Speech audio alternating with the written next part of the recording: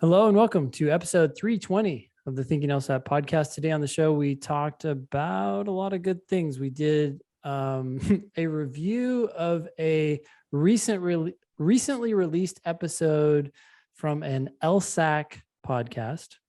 Yep. Keeping up to data. Yeah. Keeping up to data. To data. We have a review of Keeping Up to Data podcast. We have a pearls versus turds. And we did we should say just now, go take a practice test. And we did a weekend question from Prep Test 73. Yep.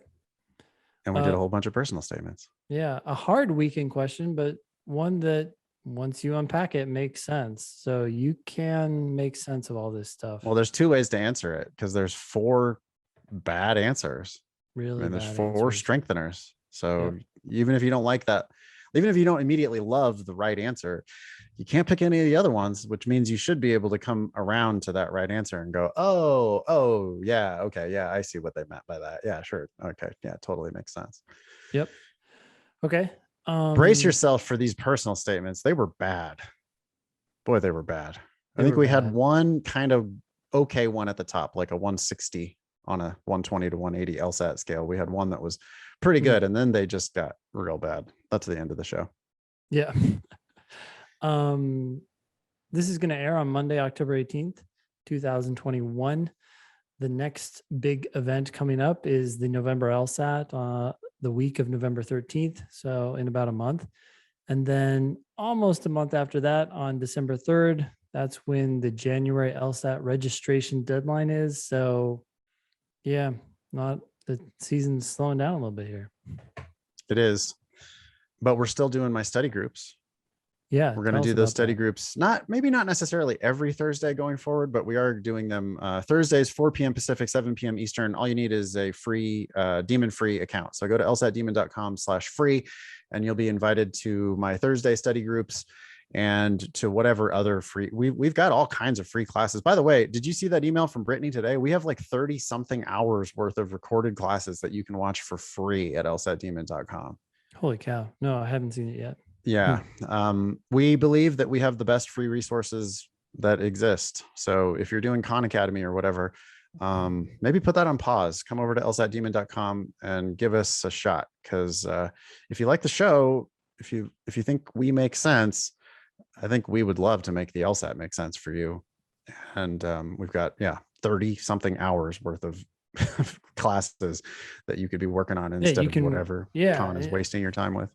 You can join. You can wait until Thursday to join Nathan's study group for free, but you could go right now and watch 30 hours of free content. Wow. Yeah. All right, let's dive in. All right, so we have an episode here from a podcast that's published by LSAC called Keeping Up to Data. Not keeping up to date, but keeping up to data. I guess always say data. Their pun makes more sense if you say keeping up to data. It does make more sense, doesn't it? Well, let's see, it's even worse for people like me who have to like really think about it. Like, why did you say keeping up to data? Oh, data. It's already irritating just because it's a pun. But yeah. Anyway, what did you think? I listened to the whole thing. I really like getting a peek behind the curtain. Inside, the inner workings of the law school admission council. It was kind of in 2 phases, right? There was the first phase where it was is it Susan?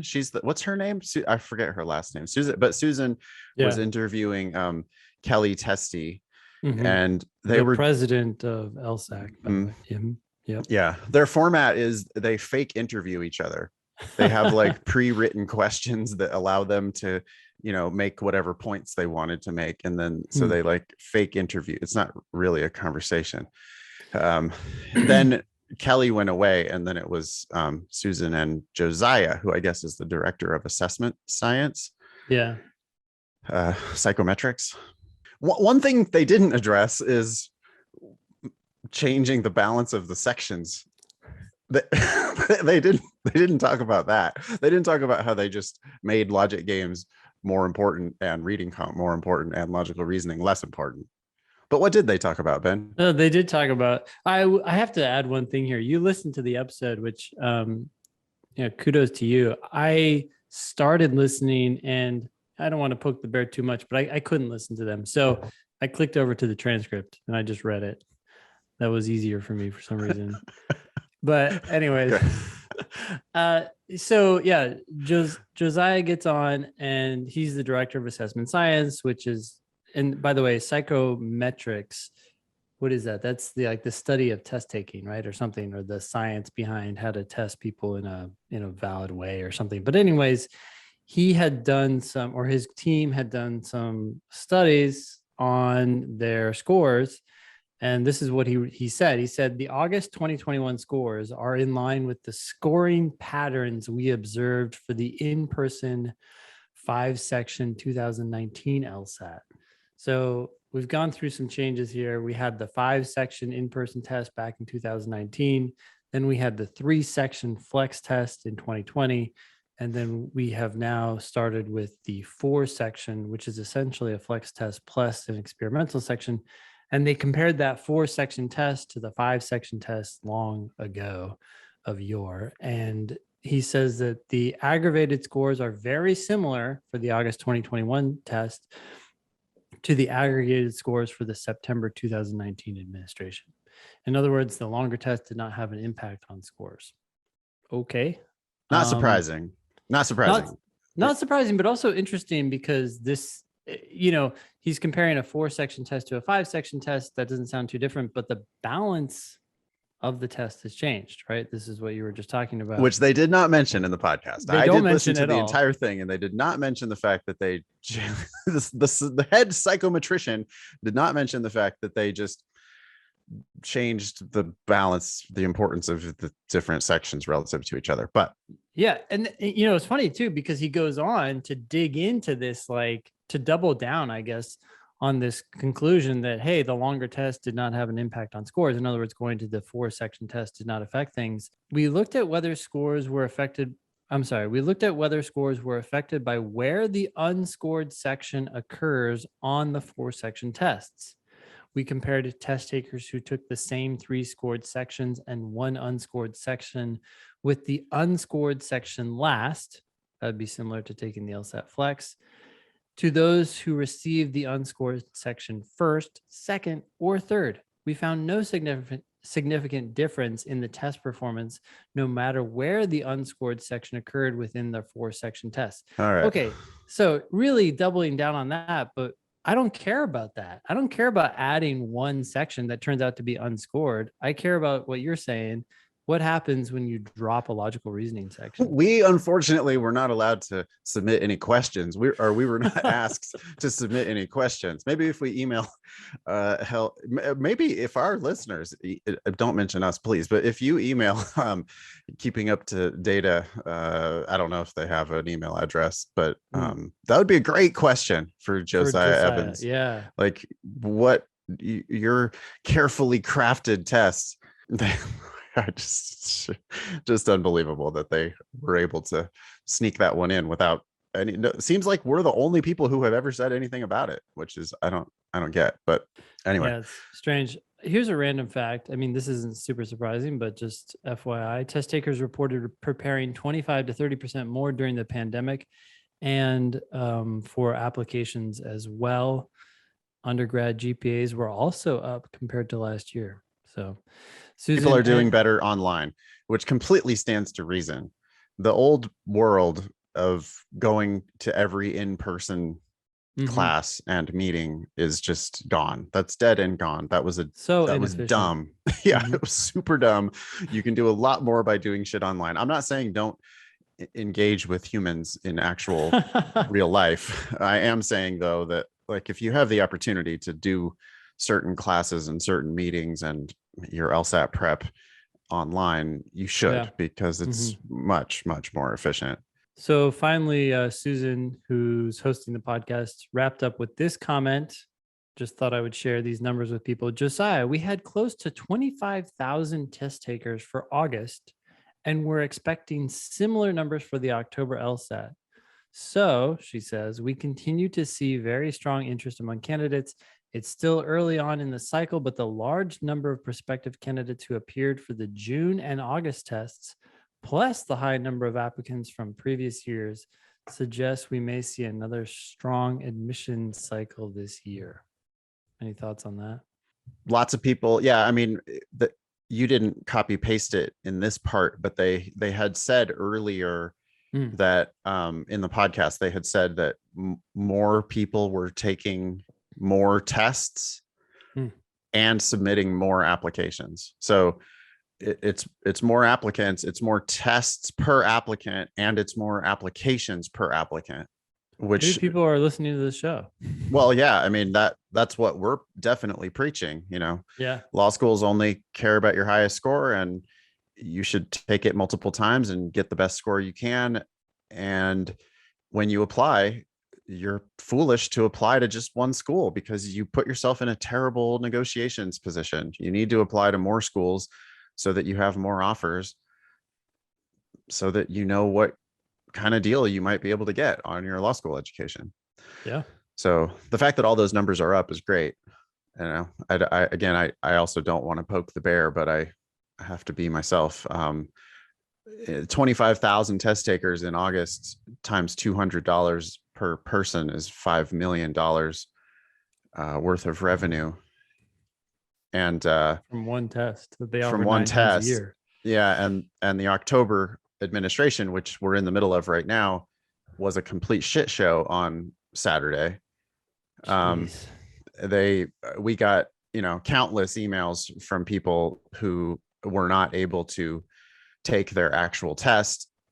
Then they sent an email out to affected. They didn't send it to everybody. They sent an email out to some of the students who were affected. And that email contained the first and last name of not them, not the person that they were intending to send the email to. Yeah. Okay. I saw this on Reddit, or someone shared it. So Reddit's all pissed off about it as being like a breach of confidentiality, whatever. It's their first and last name. Who gives a shit? What? Anyway, the point is, boy, I really hope that they can increase the stability. I don't get why it. Maybe it's harder than I think, but with that amount of revenue, it sure seems like they should be able to create a more stable testing environment. It does. I mean, as someone who's working on the Demon, I respect the challenges that you can face, especially on a project that's bigger than ours. But with that kind of revenue, you'd hope you just get a bigger team and put better people on it and figure it out. I'm sure they're working on it. Yeah. All right. Well, thanks for sharing that episode. That was the first one of that podcast. They like podcast? One of the things that you might have listened far enough into the beginning of the first episode. Yeah, I was like taking a break, right, because of the pandemic. Well, exactly, which made me laugh because it's like, yeah, we that's what I think it was Susan said, that like we put the podcast on hiatus because of the pandemic. What does that have to do? And I'm like, huh? Like, my favorite podcast these days is Smartless, with Jason Bateman and Will Arnett and Sean Hayes, and they started that in the pandemic because of the pandemic, because podcasts are a thing that you could easily do from home. So I didn't really, I don't know, maybe she was going to some recording studio or something, but they put it on hiatus and now it's back. Keeping up to data is back. Although I'm going to call it keeping up to data. Yeah. They did during the episode announce like what the topic was going to be of the next one. So there's more good stuff coming down the pipe. So I can't wait to hear. Yeah. All right. So we have a pearls versus turds today. We do. This is where we take some advice out there in the ether and decide whether it's good or bad for the LSAT. The scoreboard right now. Sorry to interrupt. Let me make Go ahead. a plea for more pearls versus turds submissions, but one item per email. I don't need a data dump of 5 different potential ideas that you have all weirdly put into one email. It doesn't work that way. Send in one Pearl versus turd to help@thinkinglsat.com and we'll get it on the agenda and we'll tell you whether we think it's a good idea or a bad idea. But we can't do that when you send 5 of them in one email. By the way, that's just a great tip for life in general. If you want Yeah. someone else to do something for you, you don't send them 5 requests in an email. You send them one, and you keep your email as short as fucking possible. Yeah. Anyway, thank you. Whoever, I don't even, boy, I can't even thank whoever it was that sent this in. You want to read it? Sure. Oh, sorry. What was the scoreboard? The scoreboard is 16 pearls, 54 turds, and 24 ties. Okay. Are we going to say who this is authored by? Yes, I think we should. Okay. So this is coming from Steve Schwartz. He is a LSAT teacher in our industry. And it looks like he posted this on Instagram, maybe. I think this came from Instagram. Yeah. Okay. It says, don't take an LSAT diagnostic without studying. It's discouraging and a waste of time. Okay. I'm already Read the whole item. nervous. Hardly anybody ever wants to hear this, but it's the truth. Build the foundation first. I disagree. Flat out. Yeah, I feel like I couldn't agree less with that agree less point.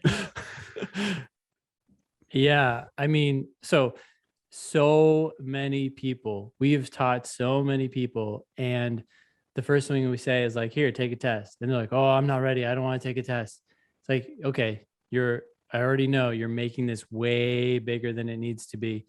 Just take it, break the ice, see what's on this test, get familiar with all the different sections. Bam, you're going to learn so much in those 3 hours. Now, Yeah. it's 2.5.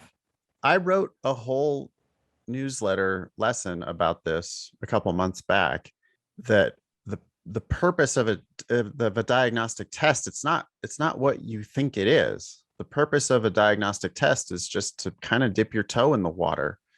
There's no better way than to do an actual damn test. We have 90 of these tests, 90 something of these tests to practice with. And this isn't take the test and see whether you're suited for law. That's not the point. The point is, how else are you going to learn what the test is besides doing the damn test? It doesn't have to be discouraging. It's definitely not a waste of time, because what you do is you do the test. I don't care how well or how poorly you do. That's not the point. The point is, you've attempted a test. You know what it's like. You've made some mistakes. And now you can get to work learning from your mistakes. Like, what was your best section? What was your worst section? Which questions specifically did you miss? Okay, let's work on your worst section first, probably. Let's look at the easier questions from that test that you have missed. We have a growth mindset. There's no need for it to be discouraging. Like, mistakes are part of the process. But what's going to happen if you follow Steve's advice here is you're going to end up building up a couple bad things are going to happen. One, you're going to be afraid of taking time tests. Like, yeah, it's like this thing you have to be ready for. And that's exactly build the foundation first. The mentality that we want to squash when it comes to taking the official test too. I want you to be ready. I don't want you to just go take the official test, but this idea of, making this test, whether it's a practice test or the official one, so much more than it is. Hey, look, it's just a test. Just go take it. If you have to take it again, you take it again. Yeah. I mean, if we only had 3 practice tests, then we might be careful about not using them until we're really ready to assess our level or whatever. Yeah. But I don't care about diagnostics so much for the purpose of assessing your level. I care about it. Let's just maybe stop calling it a diagnostic. It's a practice test. You're practicing. Take a practice test. Take a practice test. Rip the Band-Aid off. Yeah. And do that on your very first day of prep. I mean, like, I don't care if you take a full test, whatever, but like, put 35 minutes on the clock and do a section and see what it feels like, because you have to desensitize yourself to the ticking clock The best way to do that is to do lots of timed practice. And then as far as this idea of build the foundation first, I mean, the major irony here, and it's a sad irony, is that smart, talented people who are good readers, who have the potential to do really well on this test out of the gate, if they follow this advice, they're going to end up building a foundation. Like, it's like building a foundation without knowing what the finished house is supposed to look like. Yeah, this is actually what I wanted to say, and I'm glad you're saying it. It's almost like you're taking someone who, if you showed them the path and they tried to start formulating a intuitive, natural solution to the end goal, they would do pretty well. But instead, you're like, oh, you got to build this foundation. Then you go off and you start learning like contrapositive, random, but way worse than that. That's that's one thing. But there's so many things that these LSAC courses out there try to pound into you. And then you go take a test and all of a sudden it's like you're overthinking about the word some or most or, whatever. And it's like, you could have just taken it, thought about it as intuitively as you can and done damn well. But now you have this foundation that's actually not a good foundation. Yeah, most of the theory out there is garbage anyway. Like this idea that, oh no, like you need to study logical reasoning question types before you actually do any of them. Yeah. What are you talking about? They make perfect sense. I mean, careful readers, if you go slowly and carefully and you read the damn words on the page, you don't need to know that this is a must be true question or that this is a strengthen question, because one of them says, hey, what did that just say? And the other one says, hey, which one of these would strengthen that argument? Which would help. And you're like, okay, let me see what would help. Like, that's all these LSAT gurus out there who I just stop trying to make the test seem harder than it is. It's not that hard. The LSAT is easy. And like, there are people who score 165 right out of the gate with no prep whatsoever. So what are you talking about? Build the foundation first. It's bad for those folks. And it's even worse for lower scorers because now they're getting even more tied up in knots about things that just don't matter. Whereas their fundamental skill, that if you're scoring in the 140s, which is where most people start, the skill you need to work on most is reading sentences and understanding them for what they're saying on an intuitive level. That is your foundation, but that's not the foundation that they're going to be given. I almost think that the Kaplans of the world, like the legacy LSAT prep of the world, they seem to think that like you're going to max out at a 7-point or a 10-point improvement. Yeah, that's probably all they ever see. Right? Like that's what they're going for. They want to see you go from 142 to 149, and they're going to pat themselves on the back and say, good, yeah, great, perfect. Well, what's even crazier about that is their higher score guarantee is 1 point. So if you start with a 142 and you end up with a 143, they've met their guarantee. Yeah. And they can. Well, we read that one from Princeton, which was a 7-point guarantee. That one was like a different program, but they were going to, guarantee that you're going to improve by 7 points. Listen, I want to be really clear about this. If you start at 142 and you only improve 7 points with us, we have failed you, and we don't want you to apply to law school with that 7-point improvement. Like that's not what we're going for. We want you to actually understand the test. The way you actually understand the test is you read the damn thing. You don't like come to it with a whole bunch of complicated theory, because like if you think about what the Kaplan strategies tend to focus on, it's like get good at certain types of questions, skip the questions you're bad at, do the question types that you think you're good at. Same thing with games, get good at certain types of games, skip all the other games, no matter how easy they probably actually are, but we're going to skip those because I'm good at grouping, but I'm bad at hybrid games or whatever ridiculous conclusions you reach, if you study that way. Yeah. And that type of gimmicky bullshit can give you this like illusory improvement. Yeah. Where you go from 142 to 149 almost despite the prep that you're doing, because you learn gimmicky shit that's just not focused on actually understanding the test. And you do practice a little bit, you do some of the questions, and then of course you get better at those questions just because you're doing some of them. Yeah. But it's like, then the strategy, you think that the strategy helped you, but what it might have done is actually kind of limited the amount of improvement that you could actually have gotten if you would have just learned to read the damn test and figure out what it's asking you, which Yep. nobody is scoring 170 if they don't actually understand the question on the page, the way it's written. Like, you just don't get there by all of these stupid gimmicky theoretical whatever. I don't know. I like, the more I think about this, the more I wish I could give this one 2 turds, because it's just like, this is a really, really damaging for the kinds of students who we think we can make improve 20 points.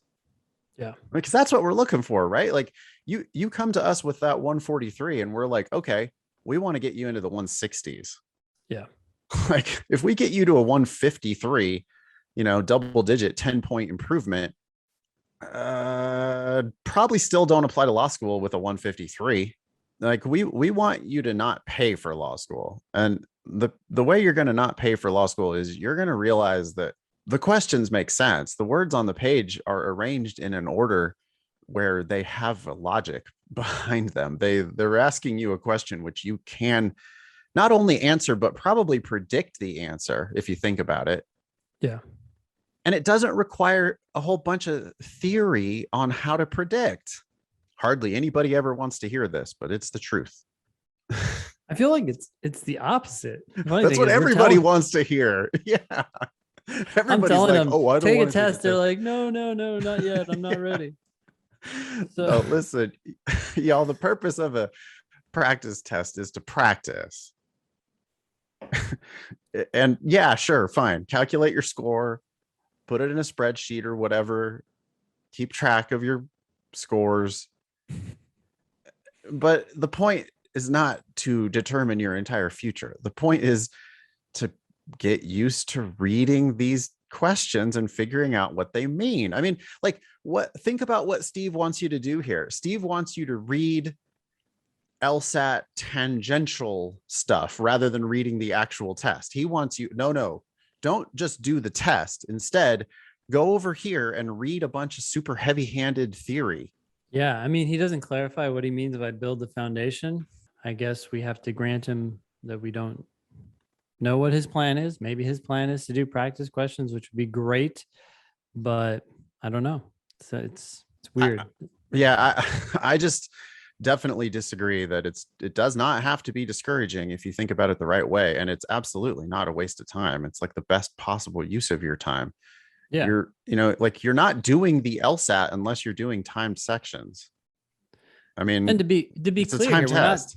We're not saying take a test and then start taking another test and another test No. and another test, but we are saying, hey, when you start this journey, don't shy away from sitting down and either taking a full-length test, or keep it simple, take a 35-minute section and take another one tomorrow or whatever until you've taken a full test. It's only 3 sections. It's going to be over in no time. Yeah. And when you miss some questions and you go to review those questions, what we're basically going to be doing is just helping you understand how the question makes perfect sense on the page, the way it's written. Yeah, you should walk away with your head nodding. Be like, oh, yeah, okay. I didn't need to know some esoteric, random, logical principle. No, the real light bulb is, which, we see happen all the time, is the real light bulb is, oh, that's all there was to it. Yeah. Oh, I see. I misread it. That's all they're asking. Yeah, that's all they're asking. And it does. That's what it says. That's what it says. It's on the page. That is what it says. Read it more carefully and get it right. and I don't know about all this foundation. I feel like that foundational stuff is very likely to get in your way instead of actually helping you come to terms with the fact that the LSAT is easy. That's what it says on the page. You just have to read it better. I mean, I don't know. Like, what kind of foundation is there, Ben, for how to read it better? All right. Yeah. I think we beat that one to death. That's a turd. Sorry, Steve. Okay, let's jump into a logical reasoning question. This is from test 73, one of the tests that LSAC allows us to talk about publicly. This is section 2, question 19. A carved flint object depicting a stylized human head with an open mouth was found in a Stone Age tomb in Ireland.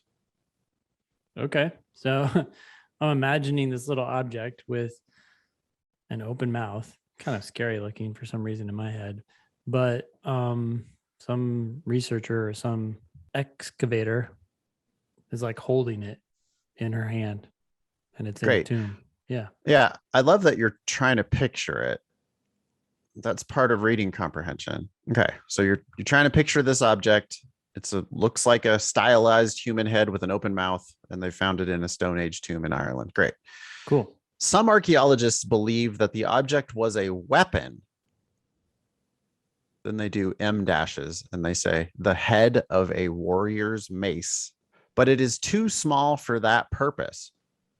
Okay, so I was trying to understand what the archaeologists were saying, and I was like, wow, it would need to be heavy, right? If it's the head of a warrior's mace, maybe, but it is too small for that purpose. So now I'm kind of like, maybe the archaeologists are wrong. Maybe this person is right. I don't know what to think. I'm curious to learn more. Yeah, and your picture in your mind might change, right? Because it's like, if it was going to be the head of a warrior's mace, I'm trying to think of like a Conan the Barbarian or whatever. Yeah. If he's swinging around a mace. Actually, now I'm picturing Wilt Chamberlain. I think he was in Conan the Destroyer, and he definitely had a mace. Okay. And a mace is a big bludgeoning object. Yeah. And the head of that mace, it was probably like volleyball size or softball size or something. Yeah. But these guys are saying that it's too small to be the head of a mace. Which honestly kind of makes sense. I'm not saying that my original image, but is correct. I don't know, actually. In fact, this is what brings it into question, right? But I originally imagined this archaeologist holding it in her hand, and it was like this little head, right? Right, it's like a golf ball size, or like maybe a baseball size. Yeah. So and some people were like, yeah, go ahead. Oh, sorry.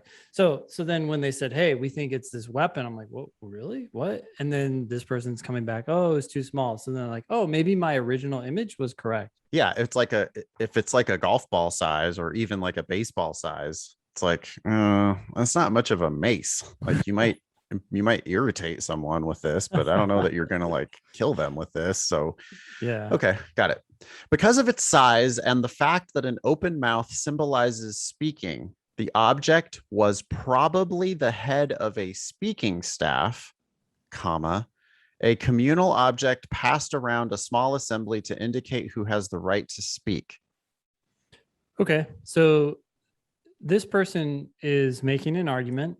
The conclusion of that argument is in this last sentence. It's the object was probably the head of a speaking staff. So we have these two, you could think of them as almost opposing positions. Hey, it's the head of a warrior's mace. Is it? Okay.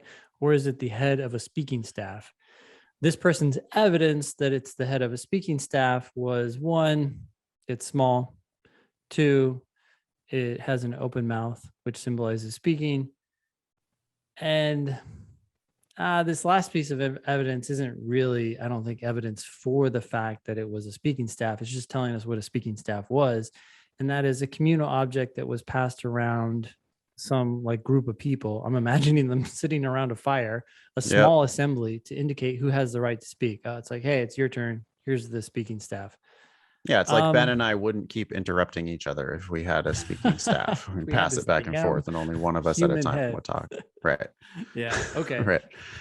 So, I mean, I think there's evidence for this person's conclusion, but like so many arguments on the LSAT, it's it's not like I'm walking away here being like, damn, case closed. It seems like some evidence for it, but I really don't know a lot about these kinds of things. So I'm kind of open for potential objections.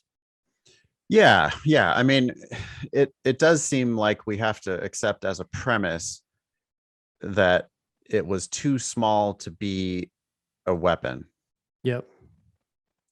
or at least it was too small to be the head of a warrior's mace. But saying it's not a mace doesn't prove that it's this head of a speaking staff. No, the only thing Is we it know is it had an open mouth. It's like, okay, well, right? it's a piece of evidence. I mean, but what not else a could lot. it be? What are you thinking? What else could it be? A toy? Yeah, exactly. Art, a toy. Yeah. I don't know. Okay. Yeah. Which one of the following, if true, would most weaken the argument? What are you thinking as you head into these answer choices? Okay. I'm looking for something that says, hey, it's not the head of a speaking staff, it's a toy, or it's something else, or we've seen a ton of these on other weapons or something like that. I don't know, something Yep. along those lines. Our default mode when we read the argument in the first place is that this is going to be a weaken question. We just are always in attack mode when we read these arguments. So, we've already been doing it, right? We're already like, Yeah. well, I mean, you really haven't proven that it's a head of a speaking staff. Why isn't it a toy? Ben says. So heading into the answer choices, how would you phrase it if toy ends up being the right answer? What's that answer going to look like? Maybe something like objects with open mouths were often used as toys by children in the Stone Age in Yeah, Ireland. Stone Age kids played a game called Faceball where they had a ball that had an open mouth and they hit it with a stick. Right? I mean, if Yep. that's true that these kids played Faceball, then this argument, trying to say it's the head of a speaking staff. What? Doesn't disprove it, but it certainly raises an Well, eyebrow. right. It's an alternate interpretation that like causes a big problem. Mhm. Okay. A, the tomb in which the object was found did not contain any other weapons that might have, any other objects that might have been weapons. So I don't really care. I mean, it's trying to suggest that this thing is, if anything, it just suggests that this is not a weapon. Like, Right. oh, there weren't weapons here. So that would strengthen this argument, not weaken it. Yeah. If anything, it strengthens. Yep. But I think I was already buying as a premise that it's just too small to be a weapon. I don't. Yeah. I got mom. I'm off the weapon thing. But anyway, I think A would just be a strengthener. B, communal objects were normally passed from one generation to the next in Stone Age Ireland. Okay, it's a little bit odd, but they did say that the speaking staff was a communal object Mm-hmm. passed around a small assembly to indicate who has the right to speak. Mm-hmm. So communal objects were normally passed from one generation to the next in Stone Age Ireland. If that's Mhm. true, you probably wouldn't find it in a tomb. I mean, it doesn't rule it out. Maybe you decided to take this communal object and bury it with someone Yeah. special. But it raises a question, like, why was Right. this in a tomb? So in the moment, what would you do with B? I would keep it open. I'm not Yep. jumping up and down and saying, yeah, okay, good. Right. You've disproved this argument. Yeah, I don't think that that's like a very predictable answer, but I could make a case for it. What I probably would do is just see if I could eliminate C, D, and E. Yep. Right? Wrong answers are wrong, and it's usually real easy to get rid of wrong answers. Yeah. C says the object was carved with an artistry that was rare in Stone Age Ireland. Okay. The fact that the artistry was rare says nothing to me about whether it was a speaking staff, a weapon, or anything else. I have no idea what to make of that. If anything, I would think that C, like at best, it's a two-way answer. Sure. Like, because I see that as a strengthener. Man, if I saw that in the facts and I was trying to strengthen this argument, I'd be like, yeah, speaking staffs are real important. Yeah, you wouldn't invest that time into a weapon, maybe, right? Yeah, you're not going to bash somebody in the face with a thing that's with a beautifully carved whatever. You're going to use that in a ceremonial purpose. Like, of course, like think about how your important little campfire meeting, you want the speaking staff to mean something. So having rare artistry on the head, I don't know. I just see C as a strengthener. D says The tomb in which the object was found was that of a politically prominent person. Okay, that's right at the alley of someone who would need a speaking staff or have a speaking staff or use a speaking staff. So to me, this strengthens it. Yeah, only a strengthener. E, a speaking staff with a stone head is thought to symbolize a warrior's mace. Okay. A speaking staff with a stone head is thought to symbolize a warrior's mace. Great. So this maybe this object symbolized a warrior's mace, which is why some people thought it was a weapon. If anything, this strengthens the argument. It's like, yeah, it starts to explain why some people saw it as a weapon when in fact it was a speaking staff. Here's what happened. Ben thought that A could be a strengthener, and C could be a strengthener, and D could be a strengthener, and E could be a strengthener. And he thought he could make a case for B as a weakener. I think in real life, he probably picks B and moves on without even thinking too much more into it. But do you want to make the case for why B is a good weakener? It says again, communal objects were normally passed from one generation to the next in Stone Age Ireland. Yeah, well, there are some good things here. One, we're talking about the right time and place. Yep. Right? We're talking about Stone Age Ireland. We're talking about communal objects. This conclusion is about a communal object. They didn't use any other words. We don't have to make assumptions about whether communal objects are or speaking staffs are communal objects. They told us that. So I know what we're talking about here. And then it says they were normally, that means usually or most of the time, passed from one generation to the next. And this was found in a tomb. So there are a lot of things on point here. Yes, it leaves open the possibility that although they were normally passed from one generation to the next, they might not have done so in certain cases, such as this one. It doesn't matter. The point is that this is raising a serious problem. It doesn't disprove anything, but it certainly weakens. So I would say, yeah, this is good. I mean, I'm 100% confident because all the others are so bad, they strengthen. Yeah, but this is a question number 19, and it's probably like a 4 or 5 star difficulty question in the Demon. I imagine people struggle with this a lot. I mean, I've taught this question a million times, and I know that people really struggle with B. Yeah.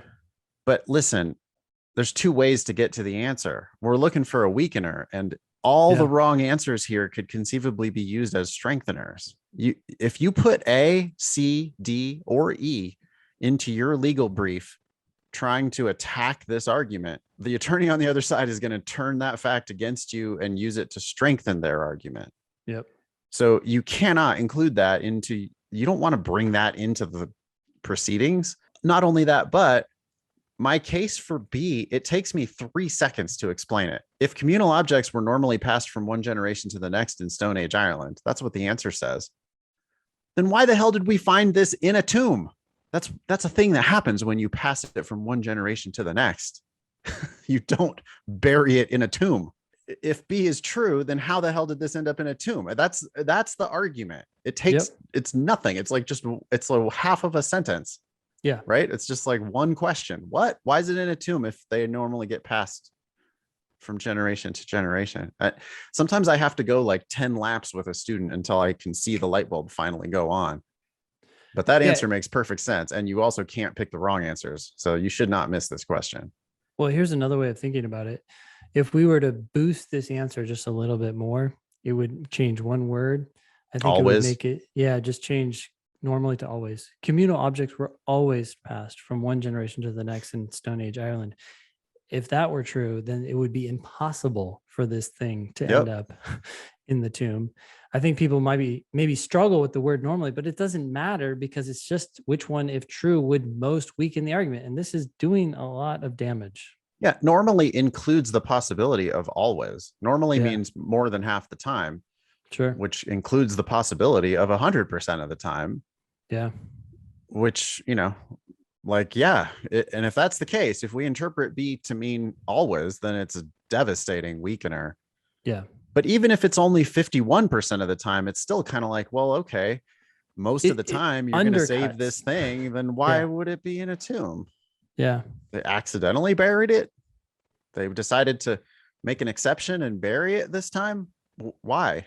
Totally possible, but now the burden's on you to explain Yeah. why this is the exception. So, And you can't pick the other answers. No. It takes 2 mistakes, y'all, to miss a logical reasoning question. Frequently, students will be like, oh, I don't understand B. I can't get it. I don't know. It's whatever. But then it's like, yeah, okay, fine. But you picked this other answer, which just strengthens the argument. And you were asked to weaken the argument. So I feel you if you sometimes think a wrong answer is attractive. And I also feel you if you sometimes aren't super thrilled about the right answer. Yeah. But you have to both pick a wrong answer and not pick the right answer to miss a question. And, it kind of goes back to what we were saying earlier. These questions make perfect sense. And ultimately, it's going to be on you to read it carefully, not pick just conclusively wrong answers, and do eventually find the one that they meant to make perfect sense. I mean, I think B does make perfect sense once you make sense of it. Like once you realize what their intention was with B, it's like, oh, well, then it wouldn't be in a tomb, would it? If it was passed on from one generation to the next. Oh, duh. Yeah. I mean, if you understand this question now, you understand a level 5 question on a modern LSAT. They're not that hard. Even the hardest ones are not hard. Now, that's not one where I think, I don't think anybody would predict that answer. No. I really don't. But nonetheless, like you could do this question with no prep whatsoever. You could figure this out with no prep whatsoever. You just read it carefully and you realize, oh, well, these 4 answers like make the argument better. I'm not going to pick any of those. This answer, oh, it actually potentially ruins this argument. Yeah. Okay, that's got to be the one, right? Yeah, that's the one, because the LSAT's easy. It makes perfect sense. You just have to read it. We have a whole bunch of personal statements. I'm going to get out my timer. I think we have 7 of these. I do think we have time to make it through all of them. All right, I'll read the first one. Cool. This is from Ashley. Caveat, we're trying to make these better, but we're going to brutally destroy them because they just always need lots of work. I'm assuming that anyone who's sending in a personal statement to the show has heard us read personal statements on the show. So I'm assuming you know what you're in for. If not, I'm sorry. I'm assuming the same, except for the fact that I'm the one who manages the agenda and reads all these emails. Yeah. And I'm more and more, I have less patience for bad submissions. So I have started to reject some, or not reject. I just ignore some of them that are critically flawed, because people just like, I see people with like passion in the first sentence, and I'm like, what are you don't listen to the show. Why are you submitting to the show? But anyway, all right, here we go. This is Ashley. They listened enough to find the link or something. Huh? That's strange. I think it's like people, I don't know, maybe somebody posted like, hey, these guys are reviewing personal statements for free, just submit right here, and then like people that just don't take any advice. I don't know. Here we go. Ready? Yep. We're going to give Ashley a 120 to 180 score for her personal statement. Okay. And we're going to give her as much constructive criticism as we can in 7 minutes. Here we go. Okay. Yep. As a caseworker, I spent 3 years supporting youths in foster care and families trying to prevent foster care intervention. I ran an after-school program for youths aging out of foster care, where I introduced them to independent living skills and helped them form goals to create a plan for their futures. For the families at risk of children's removal from the home, I strategized with the parents to make a safer home environment for their children. Okay, that's the end of the first paragraph. I appreciate the I sentences. I appreciate the potential content. There's something about all of these sentences that's wordy and clunky. It's like too many words to say a simple idea. I am having a hard time articulating it, but yeah, I feel the same. It's like there's a lot of corporate speech here. like I strategized with the parents to make a safer home environment for their children. Also, this use of, yeah, and this use of noun for the families at risk of children's removal from the home. For families at risk of losing children or something, just like a little more natural. And then at the beginning, I spent 3 years supporting youths in foster care and families trying to prevent foster care intervention. How about I support youth in foster care. I Yeah. support youth and families in foster care. Period. Okay, cool. Like, let's get moving. And it's Yeah. natural. Right. I would maybe turn that 3 sentences into 4 or Mhm. 5. They're Yeah, kind of exactly. long with there's like Yep. a comma in the middle of the second sentence and there's a comma in the middle of the third sentence. I Mhm. think you could cut those down a little bit. I think if you read it out loud, I think you might get irritated by the words foster care. You've got foster care twice in the first sentence and then foster care again in the third sentence. Mhm. And And it's in the like second. you can call it just care, or you could call it the system, or you could call it anything else, but you don't have to keep saying foster care every single time you refer to it. Your reader's going to understand. But anyway, this isn't that bad. This is we're looking at like a 155 or something like that. Sure. Okay. One youth on my caseload, comma, Tanya, superscript Mm, 1, no. comma, which if I scan down, oh, it looks like I didn't get the copy paste. Sorry. I don't know what that footnote was meant to be. Probably something like names have been changed to protect the minors or whatever. I don't know that you need to name Tanya, but No. if you do, sharing a first name is not sharing like information that I don't know. You're not at risk of violating privacy or whatever if you say a first name. Well, especially just like a common first name, right? Tanya is common enough that no Well, one's gonna have any clue who you're talking about. instead of the footnote or the whatever that is, you could just say one youth on my caseload. I'll Who? call her Tanya. Yep. Yep. Exactly. That would be Yep. it is more words, but at least then doesn't require me to go down to the bottom of you don't need footnotes in your personal statement. No, please, no. Okay. Anyway, Tanya was 20 years old and still in high school when I first met her. Tanya reported feeling stuck, so I helped her make long and short-term goals towards her plan of becoming a social worker. That would be toward in the United States. Tanya's first goal was to graduate from high school. I collaborated with Tanya's school counselor to reorganize her schedule, which enabled Tanya to graduate 6 months earlier than anticipated. Nice, that's a win. From there, I guided Tanya through the college application process, including college selection and completing college, FAFSA, and scholarship applications. I also found ways for Tanya to submit applications for free and get free room and board, comma, and a stipend each semester. That's That broken. comma is irritating. I don't know why. Yeah. Yeah, it's not parallel actually. This is not grammatically correct. To submit applications for free and get you have the verb submit applications for free. Just use a damn period sometimes. And you could say, I also get, found ways for Tanya to submit applications for free, period. We were able to get her free room and board and a stipend each semester. yes. Just make a new sentence instead of making a list. So the violation today is too long. Not using a damn period sometimes. Yeah. Yeah. Use a damn period sometimes. Use a damn period. Once she was accepted, every now and then, you're going to want a period.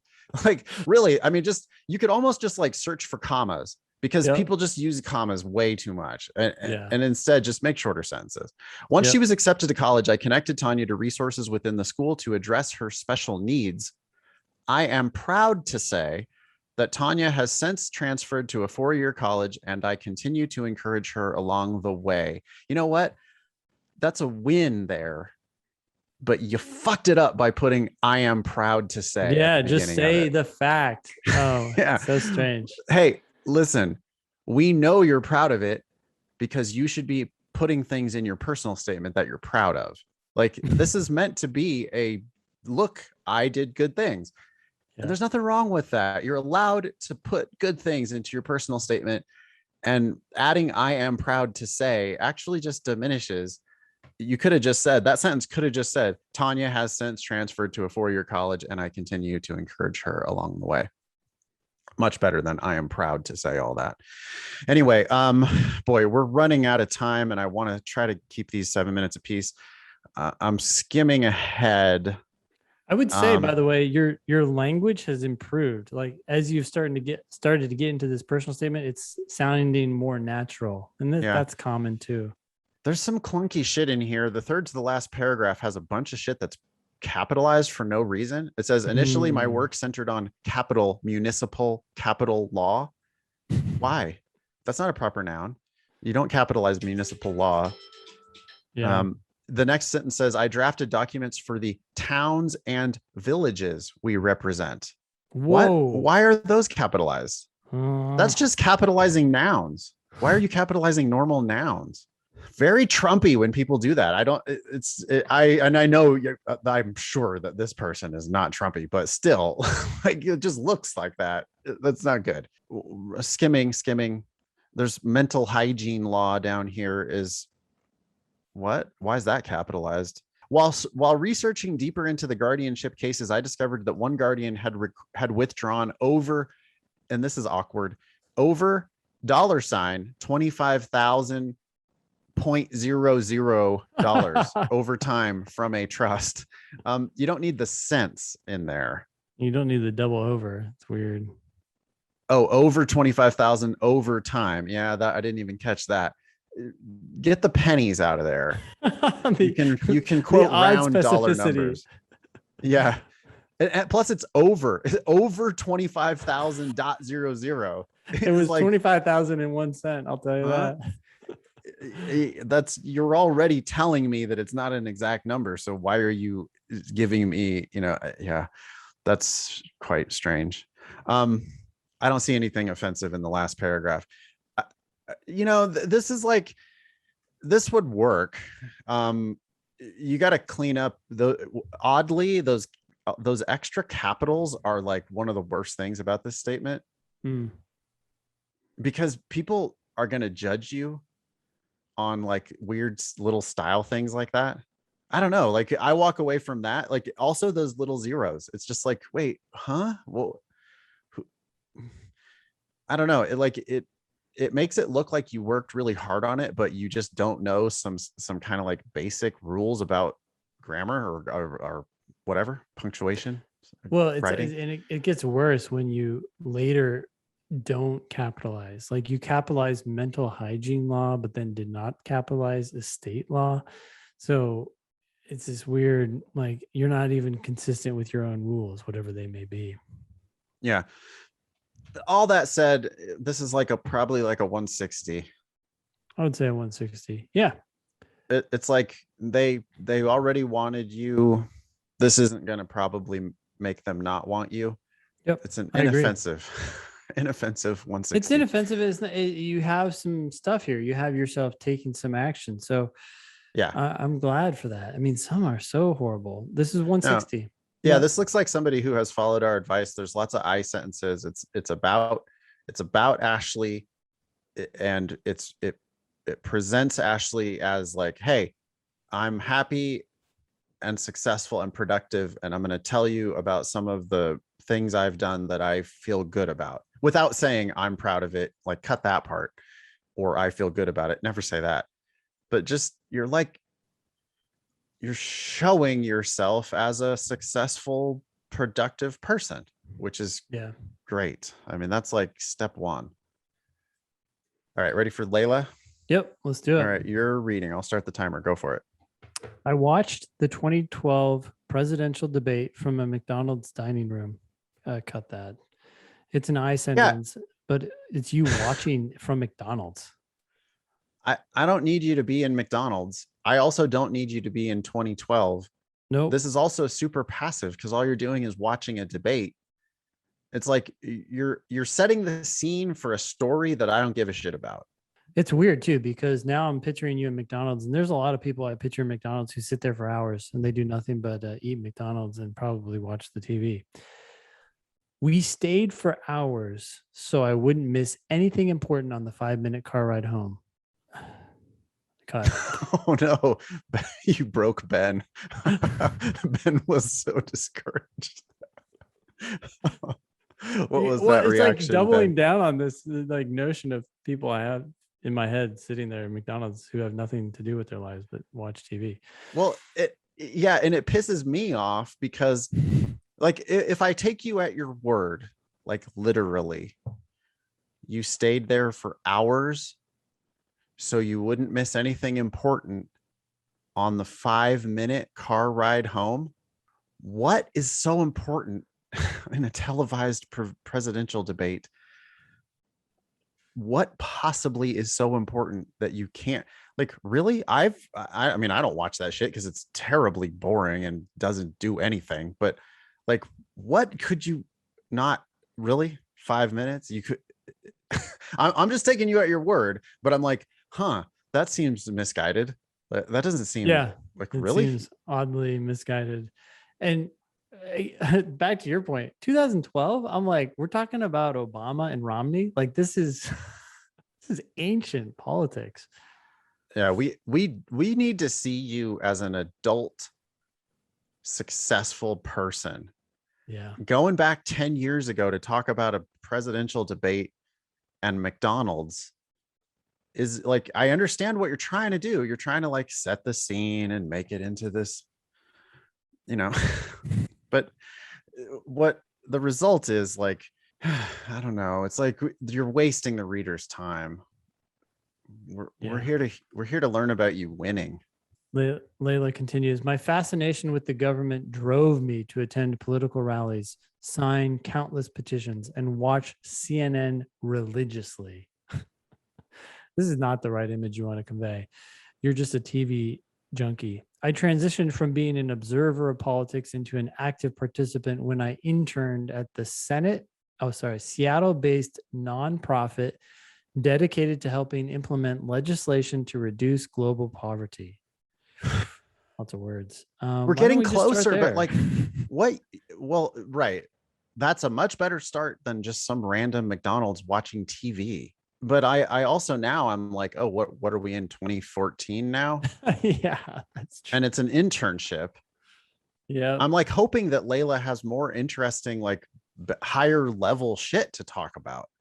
let's hope. Let's hope. A lot could have happened in these last 9 years. I wrote dozens of emails and letters to political leaders, encouraging them to support bills that would provide crucial assistance to those without the resources to advocate for themselves. I don't love using or seeing the word advocate in statements. Lobbying was initially incredibly rewarding. Initially, incredibly. Back to back ly. Jeez. Adverbs. Okay. Yeah. And the verb of that sentence is was. So it's like, this is, Layla, our advice is that you use I as the subject of most of your sentences and you use active verbs. One way to avoid passive construction is to search for words like was. That's all forms of the verb to be. You're missing an opportunity. Like, you could have used lobbying as a verb. I lobbied. Yep. And instead it's like you're describing lobbying. What was lobbying? Oh, well, it was initially incredibly rewarding. It's a weird implication too. Like, well, it was initially rewarding, and then what happened? It was no longer rewarding. I finally got to interact with members of Congress and play a small part in the government I looked up to for years. You looked up to our government? That's nice. Well, also taking essential concrete steps to try to alleviate poverty and, oh no, ergo, protect U.S. security interests. What the fuck are you even talking about? At that point, I'm like, okay, this just now went into the realm of bullshit. Yeah. Like, hold on a second. You're talking to Congress. Really? That's wow. Like, I thought you were at McDonald's watching CNN, and then I thought you were emailing people. But now all of a sudden you're talking to Congress, which is like, okay, shit. Maybe be more specific about that, because it sounds like overly broad. But then this essential concrete steps to try to alleviate poverty and ergo protect U.S. security interests. Hold on a second. What now? You're really, this is a matter of national security. Huh. Yeah. okay. I just don't understand what you're talking about. Yeah. But all right. Second paragraph. Yeah. Second paragraph. However, the pandemic interrupted this harmony as congressional leaders began to focus on other more pressing issues. You just said that it was protecting U.S. security interests. What more pressing interests are there than that? I think you're undercutting your own point there. Yeah. You really got to wonder. Also, we went from 2012 all the way up to the pandemic in that one paragraph. 8 years, which was dominated by television watching, by the way. Yeah. Okay. So she continues, my approach shifted as I now had to convince Congress and their staff that there were politically viable laws that could combat the pandemic and global poverty simultaneously. Okay. I mean, boy, it sounds like there actually is something here, like underlying all that. Yep. That sounds like legit. You're just not doing a very good job of like making that actually come through. I think you got to cut that whole first paragraph and you got to get right to it. Why not start right here? Yeah. When the pandemic started, this is what I was doing. In a meeting with one legislative director who questioned why resources should be devoted abroad while Americans struggled to survive the pandemic, I defended the Global Health Security Act by reasoning that domestic security is deeply impacted by global health threats, since the U.S.'s pandemic recovery depends on eradicating the virus worldwide. That's a word count violation right there. Yep. That sentence is just unreadable. It's 52 words. Oh, geez. Yeah. You need to stick to a 25 word hard maximum per sentence. Do we want to keep going? The timer rang. Yep. Okay. Timer rang. People may feel like we're overly harsh by ending after reading first paragraphs, which fail, but it actually proves our point. This is exactly what's going to happen when you submit your personal statement to law school. They're going to start with your first sentence. And if your first sentence isn't good, if it doesn't start with something fairly recent and professional, you're going to lose your reader before they get any further. So we're just doing what's going to happen to you. Yeah, they're not hanging on your every word. They're trying to get a snapshot of who you are. And I walk away from this, I'm like, oh, I think Layla is like some sort of a lobbyist. She has stuff she could talk about. She just wasted, like, it's just not effective writing to like set the scene inside of a McDonald's watching TV. Yeah. That part is real irritating. It looks like there's a lot of other stuff here that seems good. I really don't like the last paragraph. Boy, she spends the whole last paragraph talking about studying law at Columbia. Specifically, studying law at Columbia will allow me to do this, and I hope to interact with the incredible Columbia Law faculty, blah, blah, blah. I will use the resources of Columbia's national security and privacy curriculum, blah, blah, blah. Specifically, this internship, and then the last sentence, at Columbia. So she said Columbia 4 times in the last paragraph. At Columbia, I will explore intricacies of the law that will enable future presidents to trust me to hold the pen that writes their policies. Oh, you know what? Please. Well, okay, Ben, but it might actually be true. Like, I'm open to the possibility that that's true.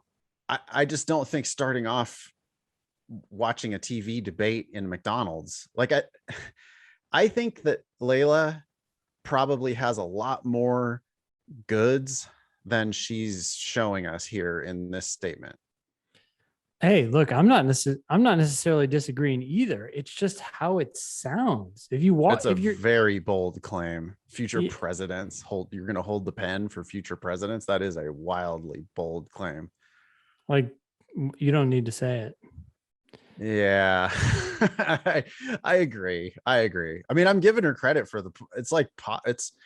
it is certainly possible, Ben. I mean, like, at some point, some of our students and listeners are going to literally be in the White House. Yeah. And it could very well be Layla. Yeah.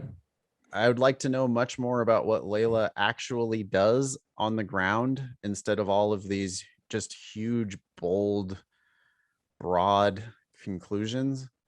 Mm-hmm. And I think she's wasting that whole last paragraph by talking about Columbia so much. We're here to learn about you. Absolutely. I don't, you're just like kind of kissing their ass. Like all you're doing is name dropping all of their programs at Columbia. I don't see how that does anything. Agreed. 150. It's a bummer. Yeah, I feel like you have a story to tell, and unfortunately, you failed to tell it at least quickly enough. Cut that first paragraph, probably cut the last paragraph.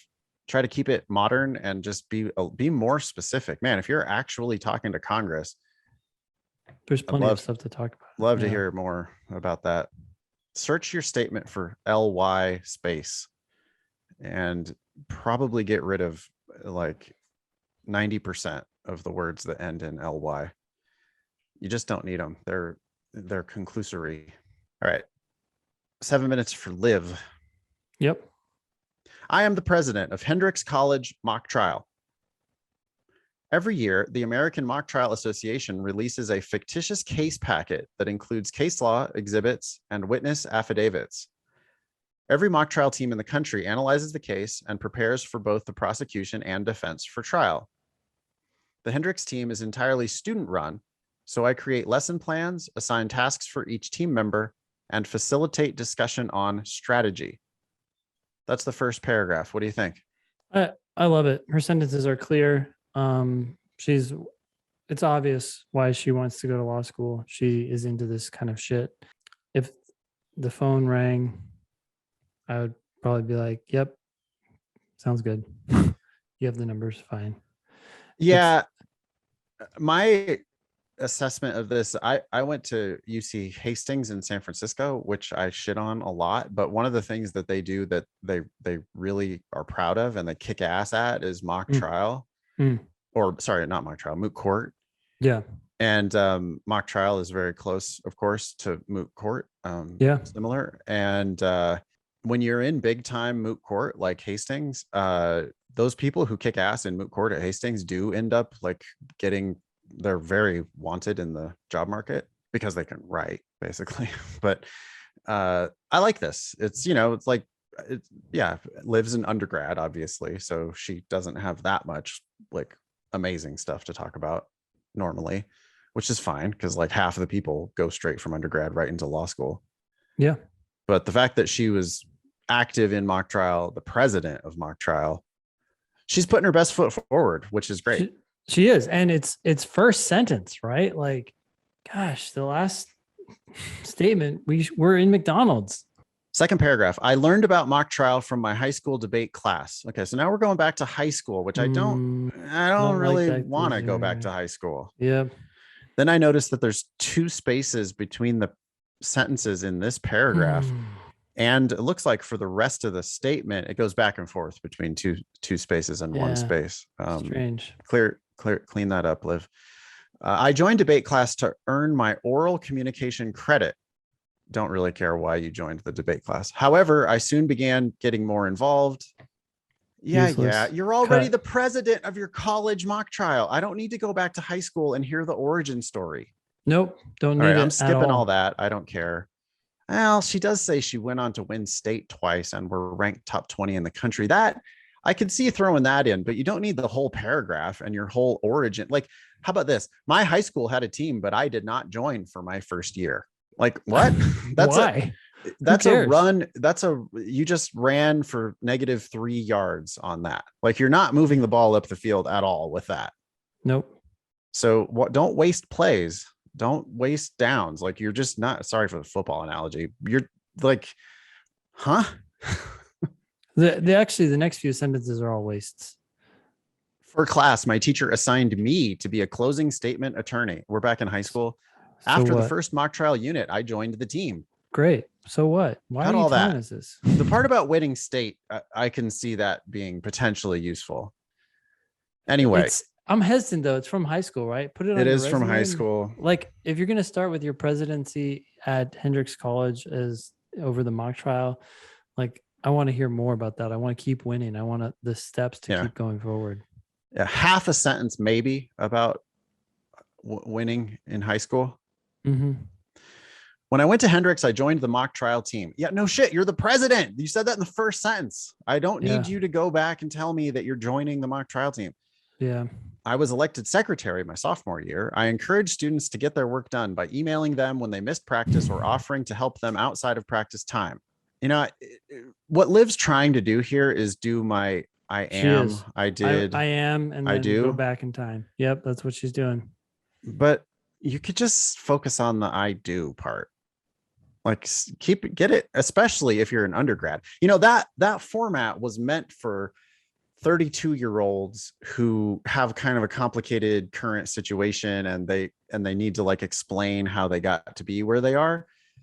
You're not 32, you're like 21, and you're the president of Hendrix College mock trial. I would just like to hear more about that.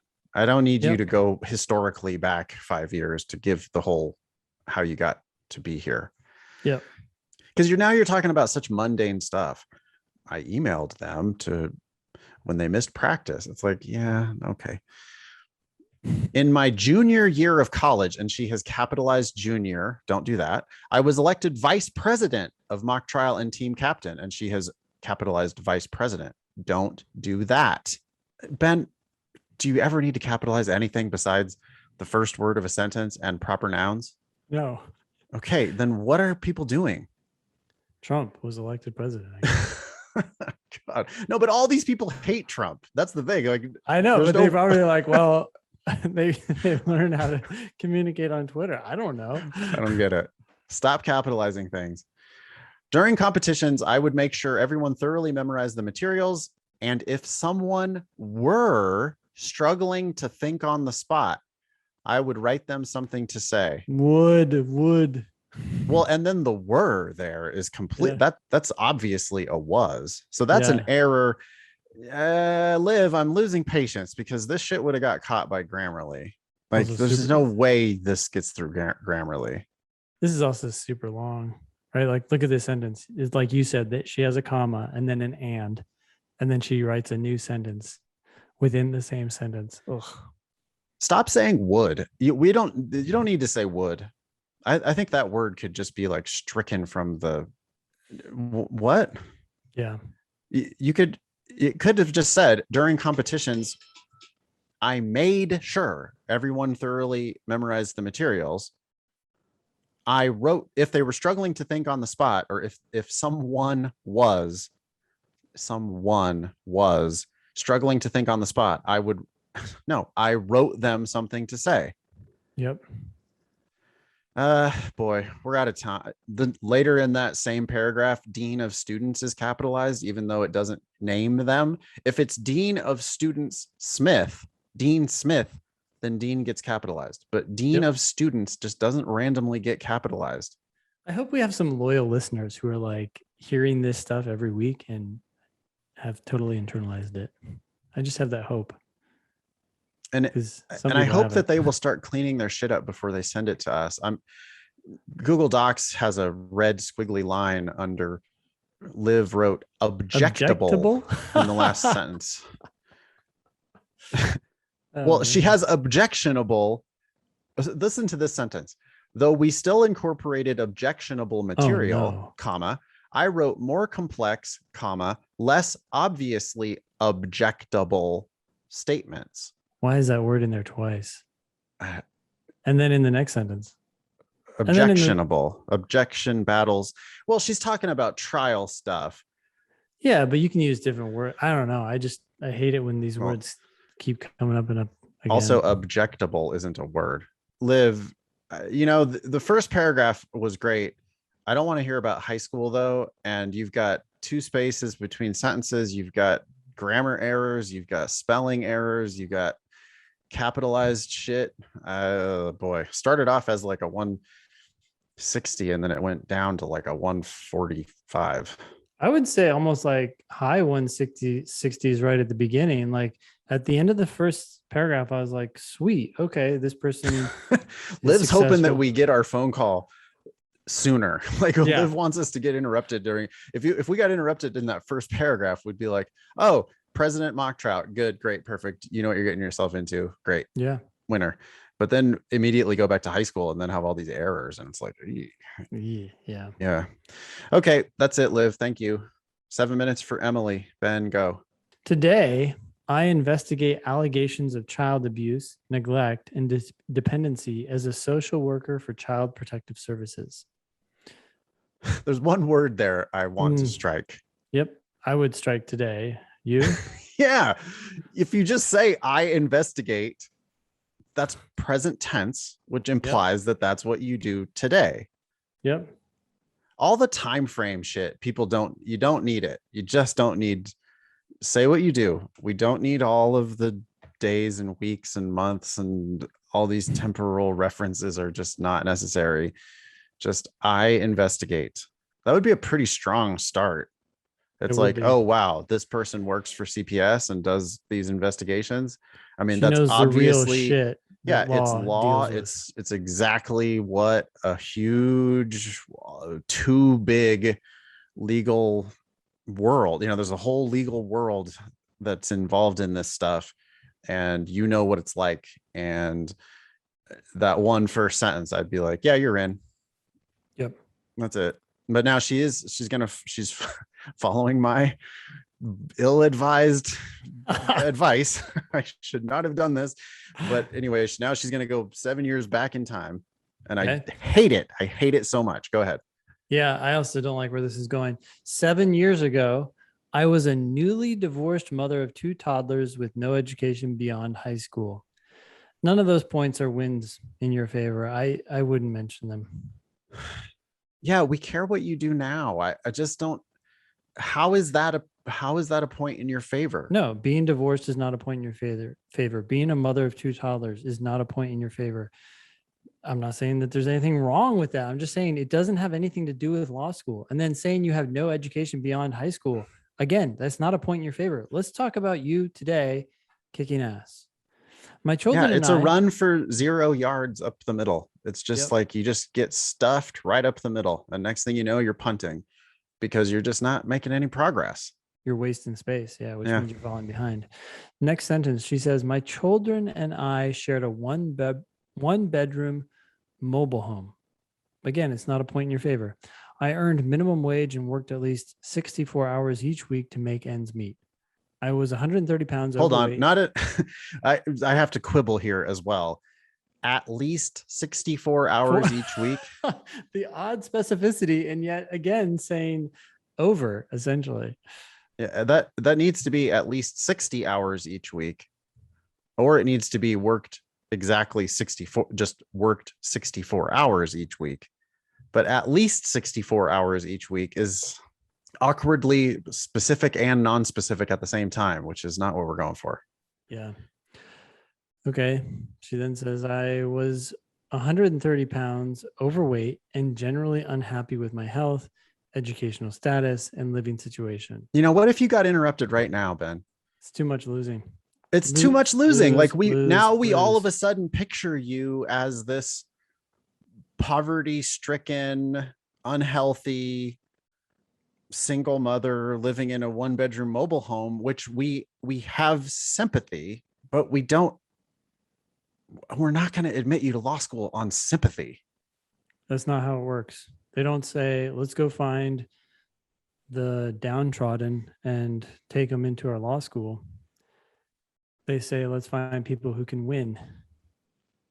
And I guess that's the purpose, is that, I feel like this is such a missed opportunity, because what's going to happen here is Emily's going to tell this success story of overcoming all of these obstacles. Yeah.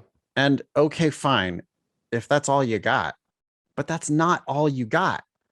You're a professional person. You work at Child Protective Services. You're a social worker. Yeah. You could talk about your work. All right, go ahead. Okay. For my 2015 New Year's resolution, I set 3 goals, obtain. Obtain. You could have put earn there. Yep.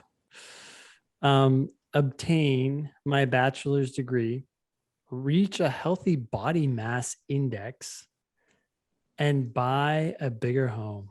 Okay. Those are all good goals. I mean, wow, that's great that I'm assuming you're going to tell me that you did all that stuff. But, imagine if you showed up with, hey, I have a bachelor's, I have a healthy body mass index, and I have a big home. That's why I want to go to law school. That's why you should admit me, because I have a bachelor's, healthy body mass index, and a house. Those are not reasons for me to admit you. Nope. People would be scratching their head. They'd be saying, wait, what? So it's Why? like, so her whole statement then is, oh, I had it really bad. It was all this bad, bad, bad, bad, bad, bad, bad. And now I got up to normal.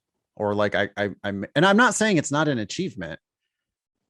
It's just like, yeah, but what you have done is you have fulfilled a bunch of necessary conditions for a like healthy, productive life.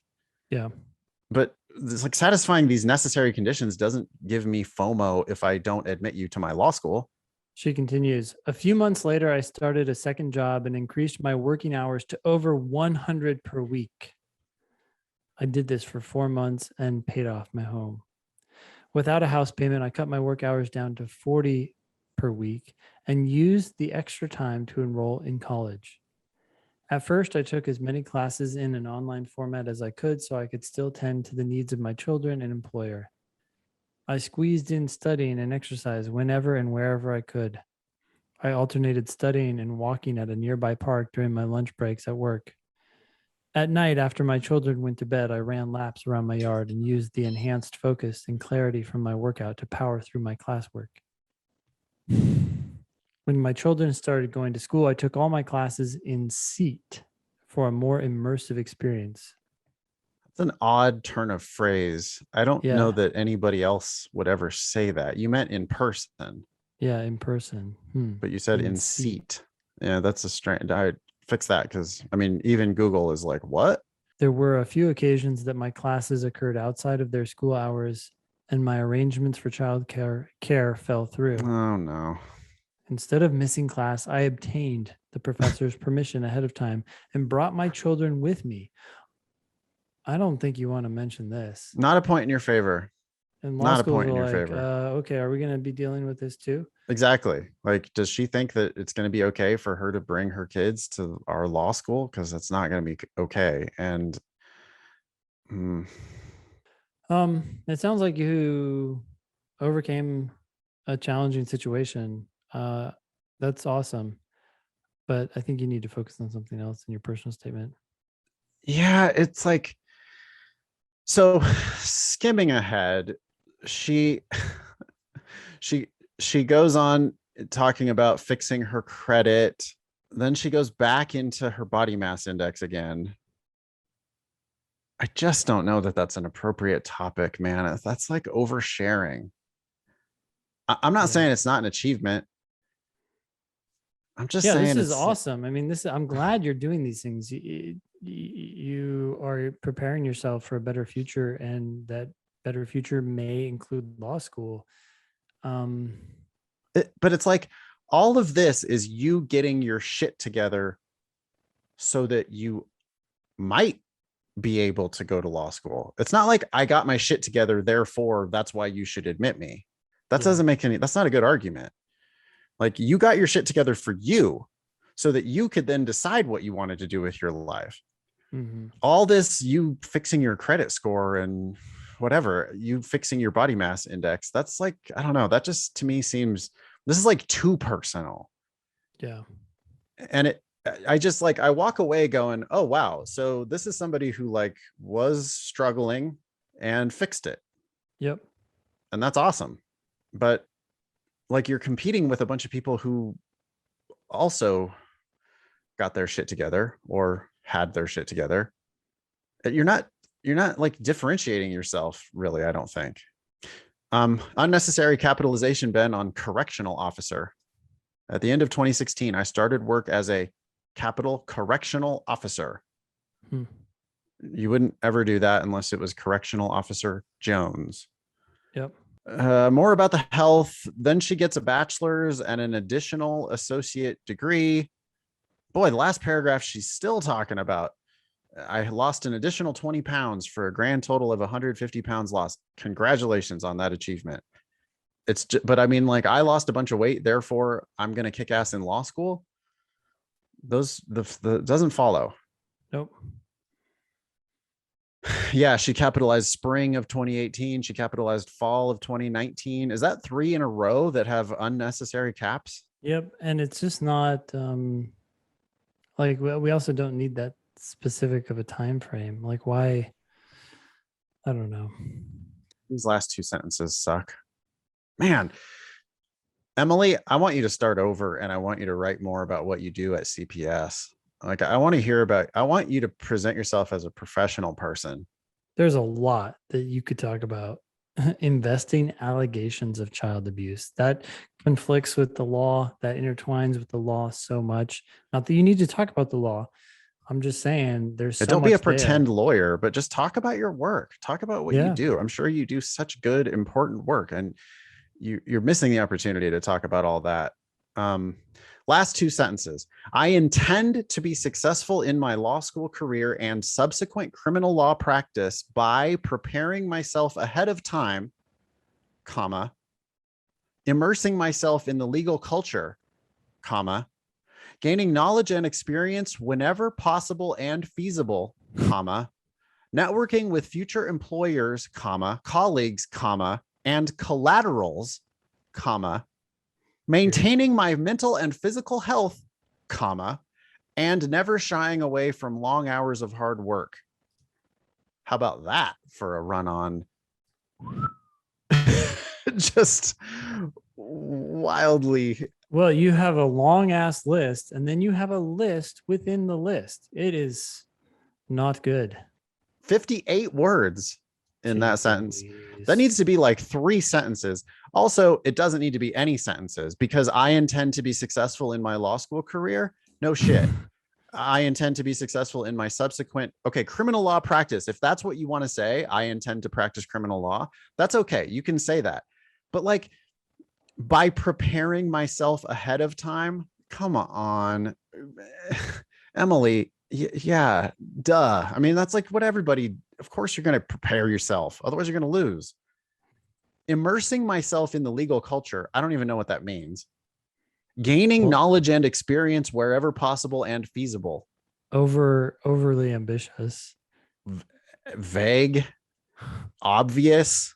Knowledge and Networking with experience. future employers, colleagues, and collaterals. What's a collateral? I have no idea. Let's look it up. Maintaining my mental and physical health. That's your own. That's everybody has to do that. So don't put it in your personal statement. I don't know. Last sentence. I am ready to hit the ground running at your law school. Oddly shifting there into the second person with like referring to the reader's law school, but not actually naming it, which you shouldn't do anyway. And just cut that. I don't know. Cut all this. So a collateral is not, as we all would expect it to be, is something pledged as a security for a repayment of a loan. It's also, this is the second definition, a person having the same descent in a family as another, but by a different line. Okay, that's not what we're talking about here. Well, So I'm thinking of like collateral damage. I'm just thinking exactly. of like, so she's not talking about her employers or her colleagues.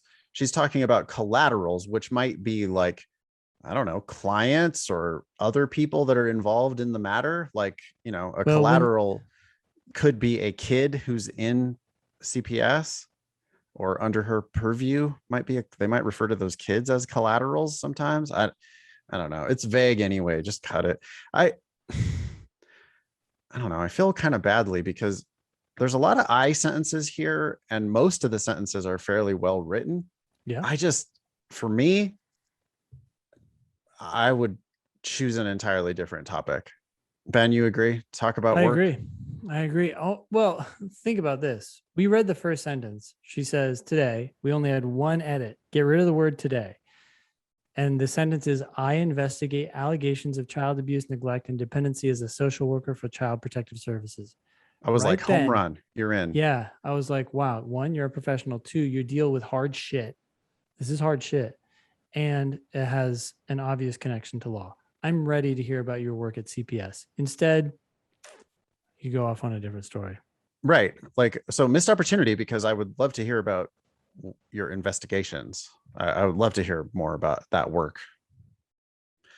Keep it, you can keep it short. Like you could make it a page and a quarter.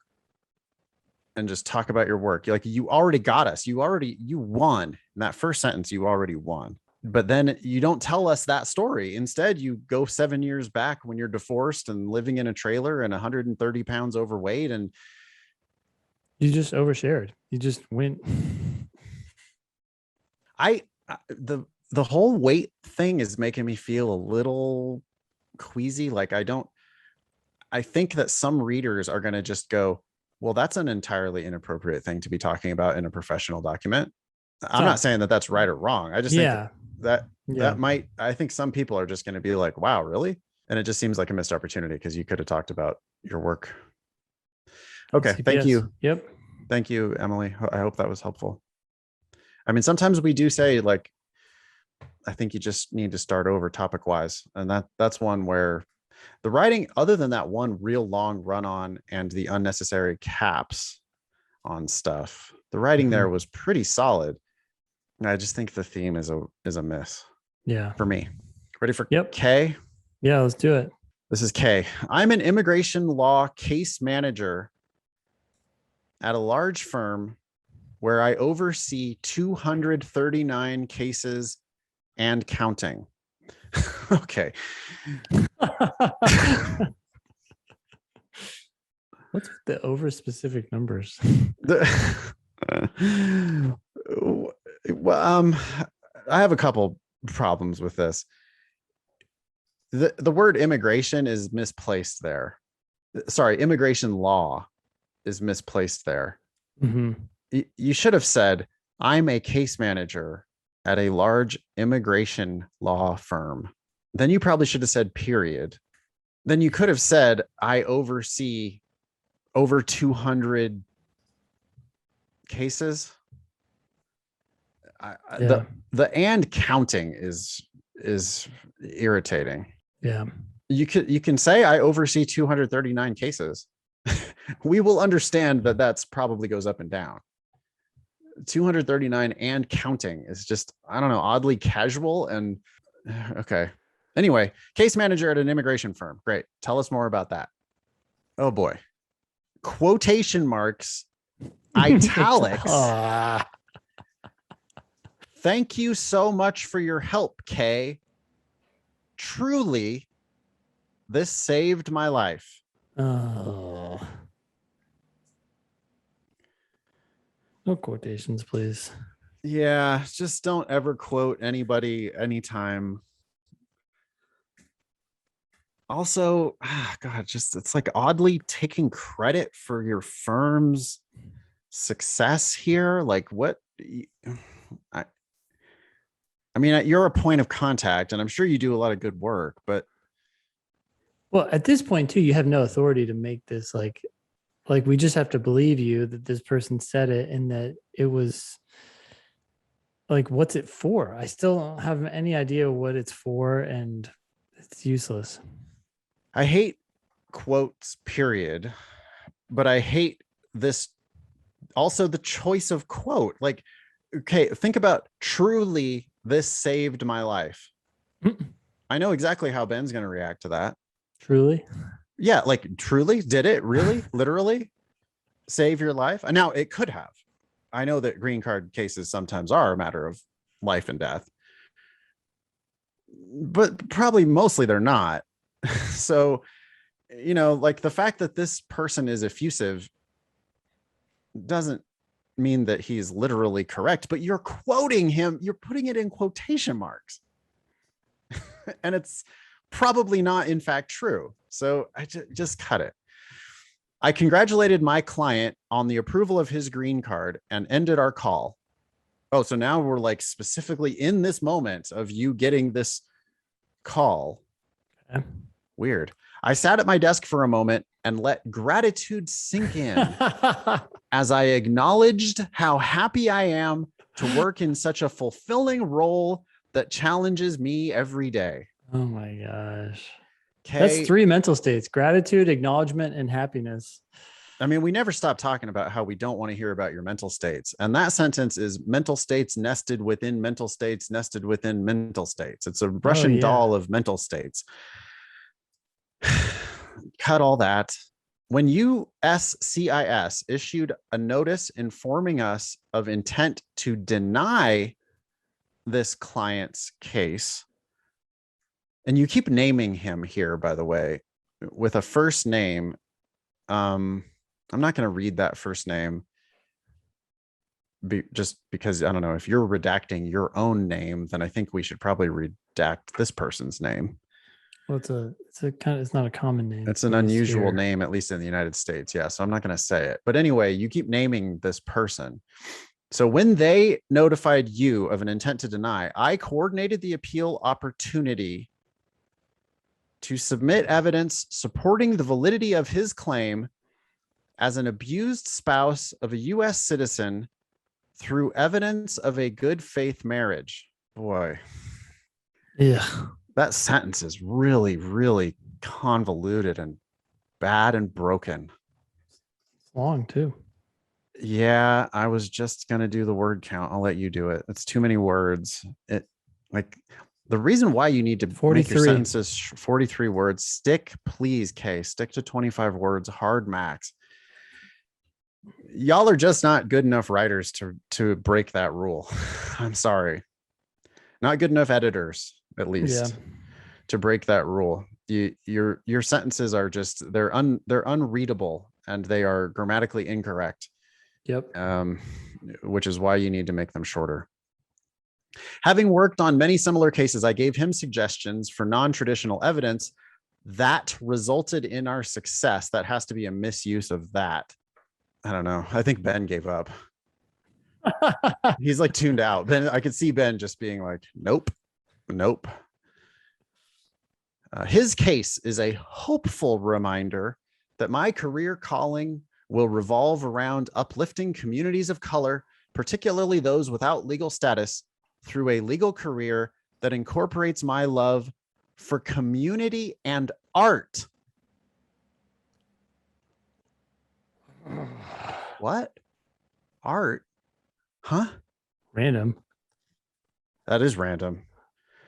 I shifted my focus towards immigration law during the onset of Donald Trump's initial presidential campaign. As a daughter of Mexican immigrants, I knew the Latinx undocumented community that raised me to be hardworking and resilient. Mental state. Through my parents, I witnessed the struggles they faced as undocumented immigrants. Not really about you.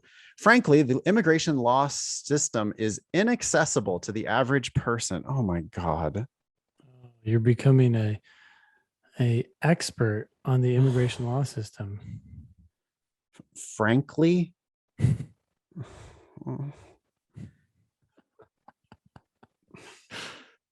this is painful.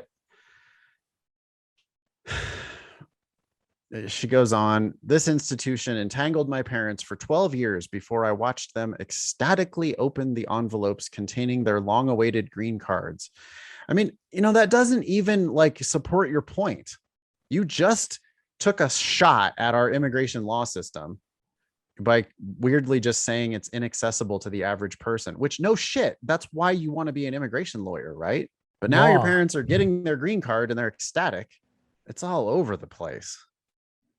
Boy. And now we're shifting into the past. I aimed to become a resource for immigrants.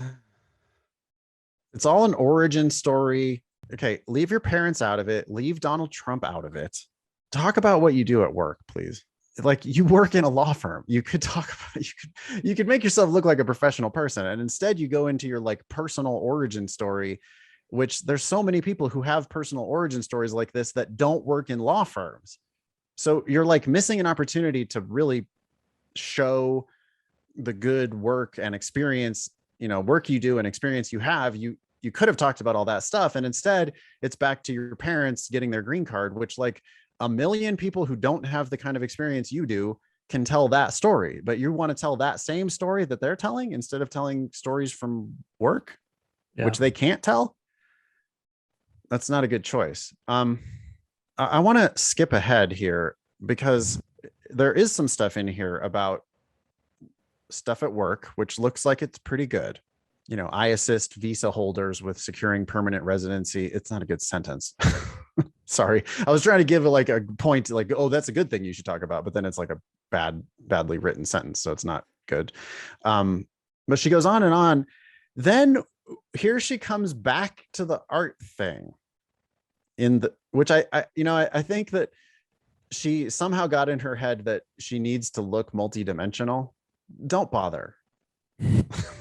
Just don't talk about work. They're looking for worker bees. I mean, the vast majority of people who are going to be successful are going to be successful worker bees.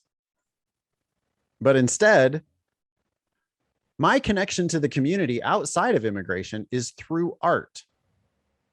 Art is the vehicle I adopted to express myself and demonstrate what matters to me. My artistic niche is digital collages and mixed media art. Boy, you're saying art a lot. What sprouted as an occasional post on Instagram of my latest project morphed into the art business I run. First, we're hearing of that. In the past, I've donated commissions to nonprofits dedicated to immigrant rights and criminal justice reform. So you've donated art to these nonprofits. Odd that she's trying to make this connection. She goes on, a career in immigration law is the next logical step towards being a voice for the undocumented community. My goal is to spearhead a immigration law firm, that should be an immigration law firm, that centers art and community. That centers them? It centers That's the art verb? and community. It doesn't center on art and community. It centers art and community. How do you center them? I don't know. I don't know what the fuck you're talking about. Yeah. Immigration law, I know immigration lawyers. Not sure what art has to do with it. I'm not even sure what community has to do with it. Like, you know what, just trying to help an individual get their immigration status. It has to do with paperwork. That's what it has to do with. It has to do with government forms. I envision a firm that's involved in the community by hosting immigration outreach fairs to educate people on how to prepare USCIS applications and provide information on the availability of legal benefits. To tie in art, these events will spotlight local creatives where they can showcase their art. Are you a community activist or are you going to be a lawyer? Like, I don't see, I feel like you're trying to do three things at once. Keep art out of it. I don't want to hear about art in this personal statement at all. You got to get rid of all that. But that makes you look like you don't know what you're getting yourself into. But I mean, I can be wrong. Believe me, I can be wrong. But for me, it comes off as naive. It comes off as like, well, I'm not really sure what I want to do. I think I want to help immigrants, but I'm also really into art and community. Well, to me, it sounds like someone who wants to create a law firm that is actually out there doing all these things that don't generate money. And so it's this kind of naive assumption that law firms just have money because they have money. No, they have money because they do hard ass work. And that's how they bring in the dollars. This sense that this firm can be this organization providing or hosting outreach fairs with art going on the side. Just, yeah. Who's going to pay for this? Like the immigrants. I mean, if you're really talking about like, you know, Mexican, Latinx, undocumented immigrants, and you're going to try to get them green cards, those folks aren't going to have a ton of money to pay for these events that you want to put on. Yeah. So even if your firm is spending half its time doing legal work, how profitable is that legal work? And is it enough to then run these sideshows? It's just something about it rubs me the wrong way. Last paragraph. Over the past few years, building a foundation in immigration law has confirmed that this is the legal field I'm meant to have a career in. Despite the challenges that come with it, no other field of law has sparked as much joy, interest, and satisfaction as this one. What other fields have you tried? And why are you shitting on other fields of law? Like, what does that have to do with anything? You know, it's almost like it's not confusing sufficient for necessary, but it's very similar to that of like, well, I don't want to do these other types of law. That's why I should do this one. And that's not a good argument. That's like, well, there's also not law. You could do just not that. Or if you really want to talk about immigration law, I just feel like you missed an opportunity here to talk about the work that you actually do at your firm. Instead, you went into this like fantasy realm of your law firm doing these community art events. Did I miss something? She says building a foundation in immigration law has confirmed, blah, blah, blah. What foundation? Well, she's a case manager at an immigration firm, but she just wasted all this space because she didn't Oh, foundation, not actually. like a literal foundation. I took that literally given all the high talk that was going on. Just like the metaphoric foundation. Yeah, I know I didn't. It's a metaphor. I don't know, boy. That strikes me as one of the more odd personal statements we've read. 140? 142. 142. Sorry, Kay. I think you need to stick more to your job. I mean, I know that it probably seems boring, but like law is so boring. Law school is so boring. Most lawyers do really boring work. Like even immigration law, it's like very much like fill out government forms, help your clients jump through hoops. That's what you do. That's what you're going to do. If you're going to be successful as a lawyer, you're going to help them jump through hoops. And if you present yourself as somebody who helps clients, you're managing a big caseload, 239 active cases. Mm-hmm. You know what I would like to hear about? I would like to hear about like the back off, like the office systems, how case management software, actual, like, what is the process of intake, filling out all, figuring out what people need, filling out the forms, waiting, appealing. Like you missed an opportunity to tell us about this world. And instead you went on these like kind of bizarre tangents. Like, I don't know why Donald Trump came into it. I definitely don't know why art came into it. I don't know. Yeah. Get your feet more on the ground, I guess, is what I'm advocating. All right. We have two more, Ben. You're up. Okay. This is from Chris. I serve on the active duty staff of the Commandant of Midshipmen. Commandant? Commandant. Thank you. Commandant. What is a commandant? Commander. Whatever. The boss. Okay. I serve on the active duty staff of the Commandant of Midshipmen at the U.S. Naval Academy. I know what you're going to attack here. Mm. Go ahead. Second word? Yeah. Serve. Yeah. Okay. Vague verb. What do you do there? Yeah. Saying serve is the same thing as saying work, which is like, yeah, okay. What do you do? Just you serve on the staff? I am the administrative supervisor tasked. Again, what? I don't know why we need to put you in the passive. Tasked with managing the processing of more than 5,000 pieces of naval correspondence annually to support the 4,468 member brigade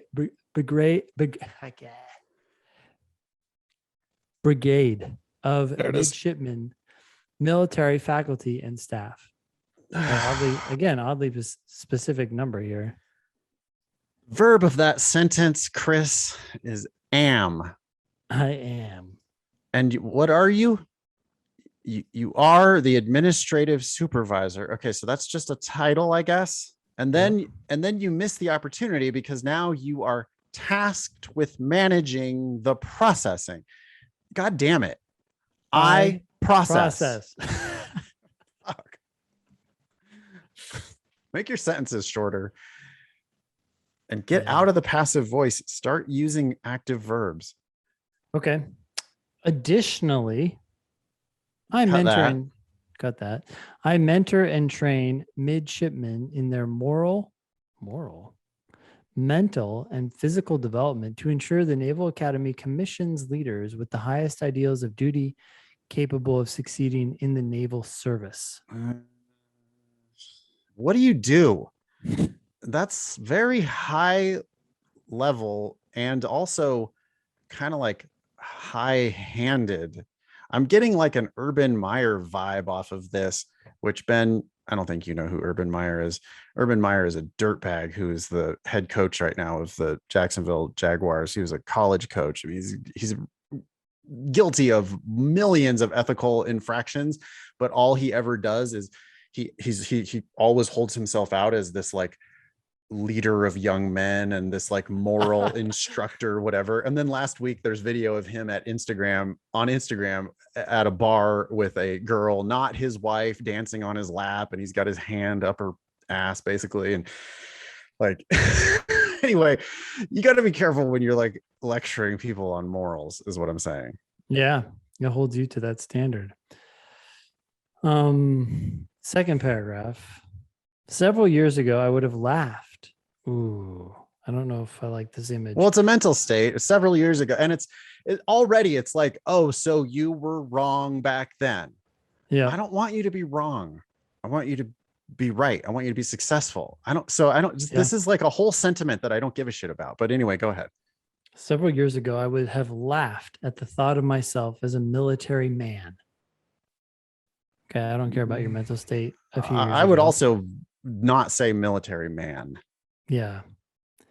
After graduating from my undergraduate program, I completed a baccalaureate Baccalaureate.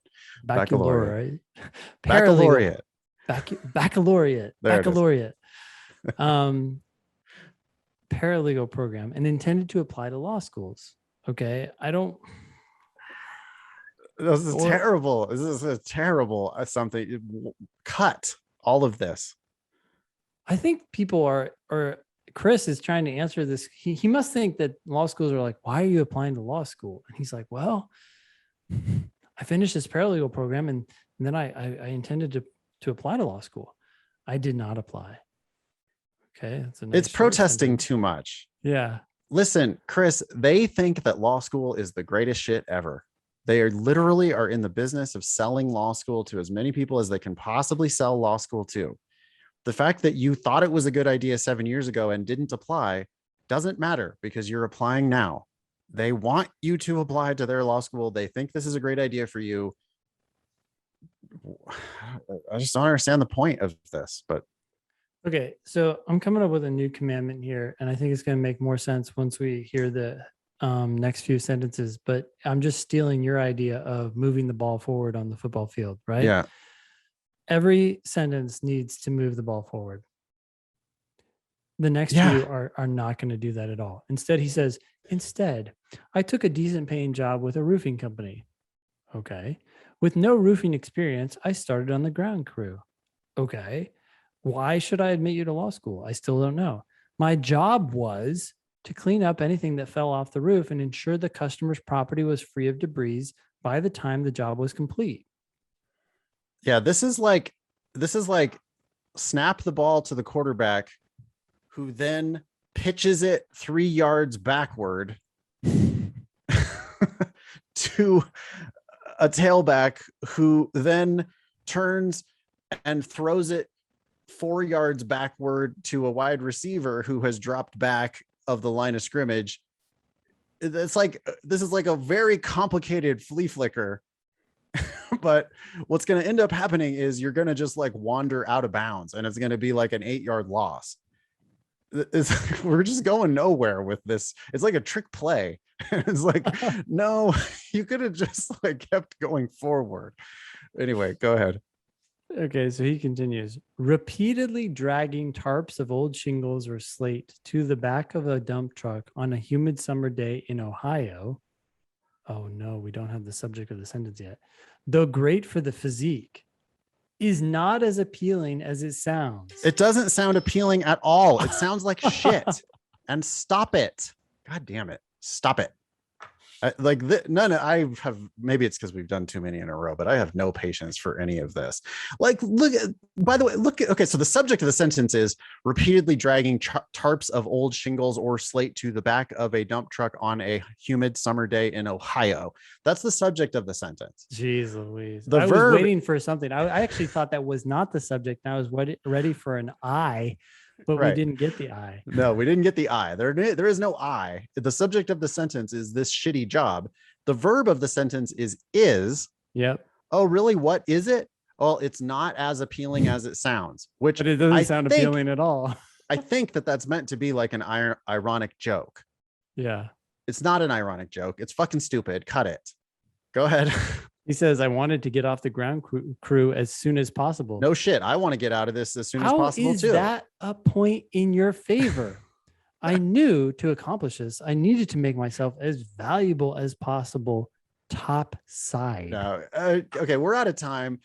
Let's skip forward. I don't want any of this. Get rid of the construction job. I don't want the construction job at all. Dude, you're on this staff of it. You're an administrative officer in the U.S. Naval Academy. Why the fuck are we back on a construction site? What? And you bitching about it. Like, cut all that. Yeah, God.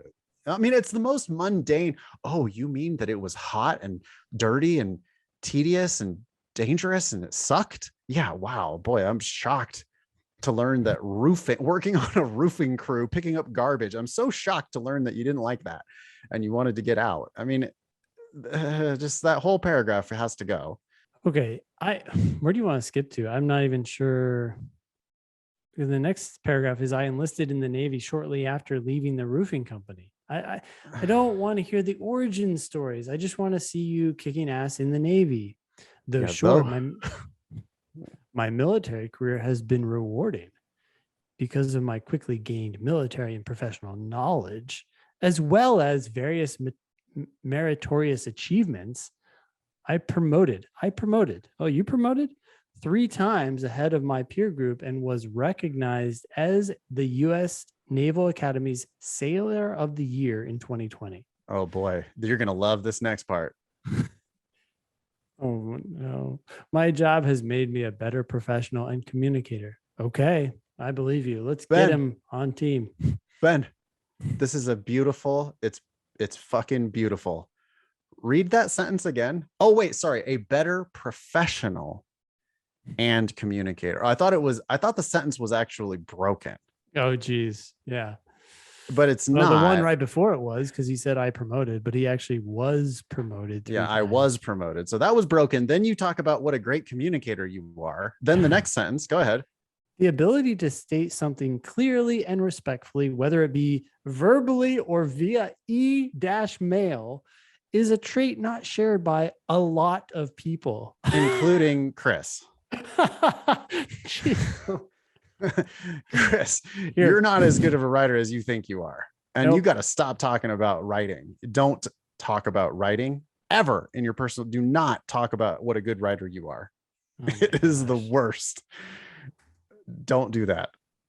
Or communicating. Jeez Louise. Oh.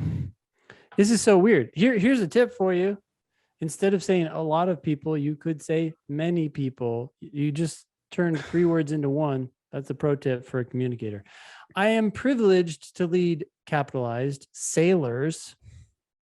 Why is that capitalized? Comma, especially in duties that shine a positive light on the service. I don't know what you're talking about. You just told me what a clear communicator you are. I have no fucking idea what you're talking about. Nope.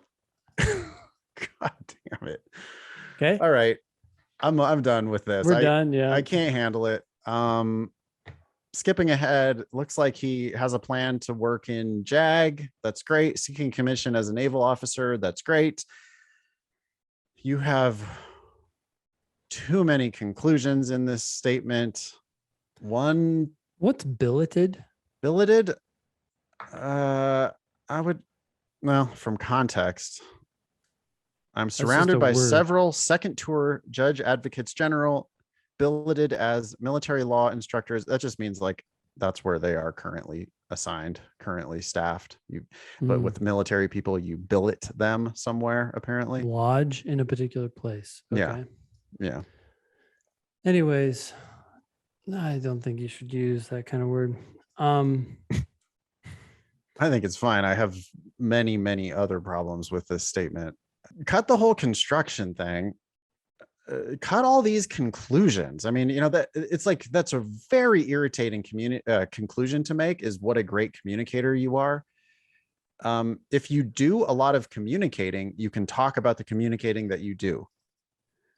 but please do not make bold claims about what a great communicator you are.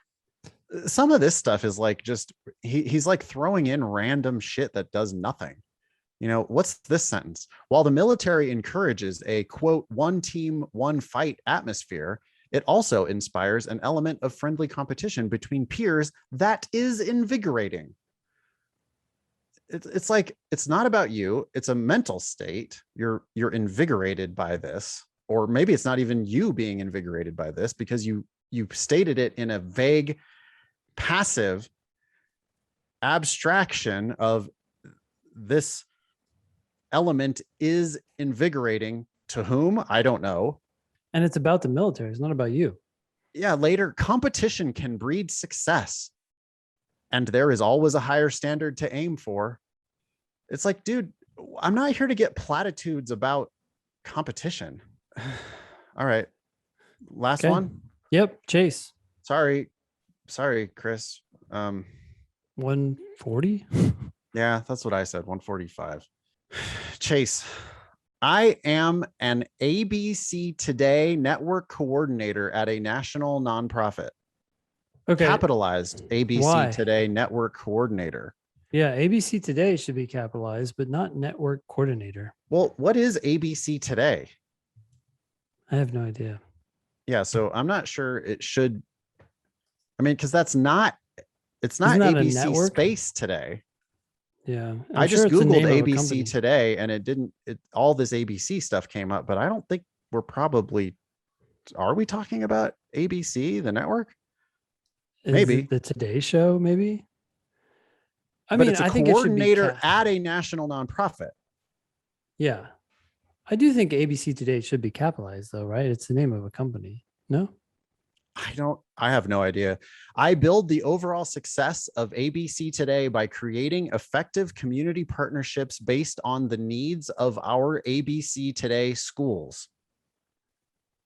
You know, I think you got to explain what the fuck ABC Today is. You've said it 3 times in the first 2 sentences, and I'm like, what? Who? I support the ABCs, known as attendance, behavior, and coursework performance of all students. What are you feeling here, Ben, after 3 sentences? I have no idea what the hell is going on. I don't know what's happening. Yeah, I agree. I don't know what. At first I thought we were talking about TV networks. Now I feel like we're talking about schools. Then like, what kind of students are we talking about? Secondary or primary education? It sounds like primary education because attendance, behavior, and coursework. For who are we? What? I don't know what's going on. I coordinate and execute school networks. What? You execute school networks. I coordinate and execute school networks and ABC Today partners. Okay, that literally means you kill people. I don't understand what's going on here. To ensure consistency with the company's strategies, commitments, and goals. But I still don't even know what company we're talking about, because you work at a national nonprofit. Is that national nonprofit ABC Today? I'm just like so lost right off the bat. I'm so lost. You know, and it's also like way high level. I coordinate and execute school networks and partners to ensure consistency with the company's strategies, commitments, and goals. I have not the slightest idea what that might mean. Well, what I can't get over is the fact that you execute policies or plans. You don't execute networks and partners. That means literally you're killing them. So I've like annoyed. I'm already annoyed. I'm just annoyed. So I have serviced over 80 families within the St. Louis metropolitan area, curated several STEM activities, and was promoted earlier this year. So that list is not parallel. Nope, not at all. In addition, I have strengthened my leadership skills by serving on committees at work. Conclusion. Gosh dang it. This is a fail. If this I got is a this 128. It's 128. Chase, if I got this, I'd be like, I don't think I would read any further. Yeah. Insta no. Yeah. Just based on the writing. I think I see Chase is trying to do what we're saying. He has a lot of I sentences. I did this, I did that, but everything about the sentences are like vague and confusing. So now I'm just like not even sure what to make of them. In my earlier role as a relationship specialist, I managed 60 matches by contacting youth, parents, and volunteers on a policy-based schedule. A policy-based schedule. What is that? To ensure healthy, sustainable match relationships. Match what? Who are you matching with whom? And what does it mean to be a relationship specialist? I still don't understand what's happening. Managed matches. Each month, I maintained accurate and timely documentation of all contacts made to ensure the safety of all youth and exceeded the compliance goal. what, what goal? Where did that come from? It's like impenetrable kind of corporate speak. Like can't like doesn't understand that we don't know at all where we are or who we're talking about or what we're doing. We just got dropped in the matrix. Yeah. Like, don't you understand what's going on? No, I have no fucking clue. Give me the pill. I gained trust with people from diverse backgrounds, races, ages, and cultures. Before the pandemic, I visited students at schools, visited with parents in their homes, and meet with volunteers in the community, which is just a sloppy typo. Should be met. That's just not lawyer shit. When you have bad grammar, typos, bad spelling, it's just not lawyer shit. I just can't get over like I have no idea what's happening. I don't either. I have no idea. Most times I spoke over the phone with my clients. Through these conversations, I ensured early identification of child safety concerns and addressed them through coaching, conflict resolution, and assessments. I am fair and solve problems in a way that is acceptable for everyone. I just have to believe that, Chase. That's just like a naked claim with no evidence whatsoever. So is this next sentence, new paragraph. I have a strong work ethic and tenacity. Okay, sounds good. Amid a pandemic when many were losing jobs, I was promoted from a relationship specialist, which is unnecessarily capitalized, to an ABC Today network coordinator, again with the caps on her job title or his job title. And I still have no idea what that is. I don't know what that means. At this time, I was also attending graduate school and had just given birth to my daughter 4 months prior. Female, sorry. Female. Why is that relevant? Your daughter.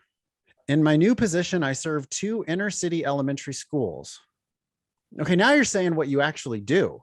Okay, for each school that I work with, I identify and recruit key stakeholders to become active network partners depending on the school's focuses. Okay. This is highly confusing, like corporate speak. Thanks, Chase. I'm done. I don't know. Ben's out. I want to know. I want this to be better. I want it to be rewritten. You have to explain what ABC Today is. Are they the? It sounds like they're the nonprofit, but like that very first sentence, it just totally, if I am interpreting it correctly, ABC Today must be a nonprofit and it works with schools. But you didn't say that. You said, I am an ABC Today network coordinator at a national nonprofit, which makes me go, okay, what is ABC Today? And what is this nonprofit that you work for? And what? And then you don't really just explain it. You don't explain what you do. There's lots of typos in here. Boy, I also organize an intensive supports program for students and families. Yeah, the last paragraph is bad. I am instilling love, hope, and opportunity into each child and family that I connect with. That's just a conclusion. Being the first college graduate in my family, I understand what it feels like to only have hope without any familial guidance. That's kind of shitting on your own family. I'm the first college graduate in my family. I wouldn't say that I had just hope without any familial guidance, though. I know what it feels like to beat all odds. That's just a conclusion. It is an honor for me to uplift and serve those with who I identify socioeconomically and demographically. That's another typo. Oh boy. All right. Sorry. You want to go through the violet? Sorry, Chase. 120 something because the writing is just impenetrable. Yeah. Okay, ready for today's violations? Yep. Let's knock them out fast. First one, use a damn period every now and then. That's sarcasm, by the way. Please use them always. Use more often. periods. Make your sentences shorter. Don't put any footnotes. We had a personal statement that had an actual footnote in it. You don't want that. Yep. In the US, we say toward, not towards. If you want to say towards, go to the UK. I feel like half of these said towards. Yep. It was a very common error, common violation. Keep the mental states out of it. Everybody keeps saying, I'm proud to say, I intend to be successful. I am passionate. I let gratitude sink in as I acknowledged how happy I was. That's an amazing triple mental state reference all in one sentence. The reason why we don't want these mental states is that they don't say anything. They're just bullshit. We want to know what you do. So just stop it. Yeah. I almost wonder if this should be the title of today's episode, because I think every statement violated the capitalization rules. I think we were like 7 for 7 today. Go ahead. No more Trumpian capitalization. Okay, just stop. We had municipal law, towns and villages, mental hygiene law, junior, as in a junior in college, vice president, dean of students, correctional officer, sailors were randomly capitalized, network coordinator, again, a job title, and relationship specialist. Too much. It is very Trumpian to just randomly capitalize words. I don't think any of you want to seem Trumpian. If you do, good luck to you, but I don't think you want to. So stop capitalizing things. You can capitalize the first word of every sentence. You can capitalize your name or someone else's name, or let's say Sacramento. You're allowed to capitalize Sacramento because it's a proper noun of a place, but just weirdly capitalizing towns and villages is not correct. And so you need to justify why you're capitalizing things. Yeah. How often have we ever said, oh, oops, there's an error that needs to be capitalized? Like never. I don't think we've ever said that once. Yeah. But we've said that's an error that shouldn't be capitalized like 1,000 times. So stop doing that.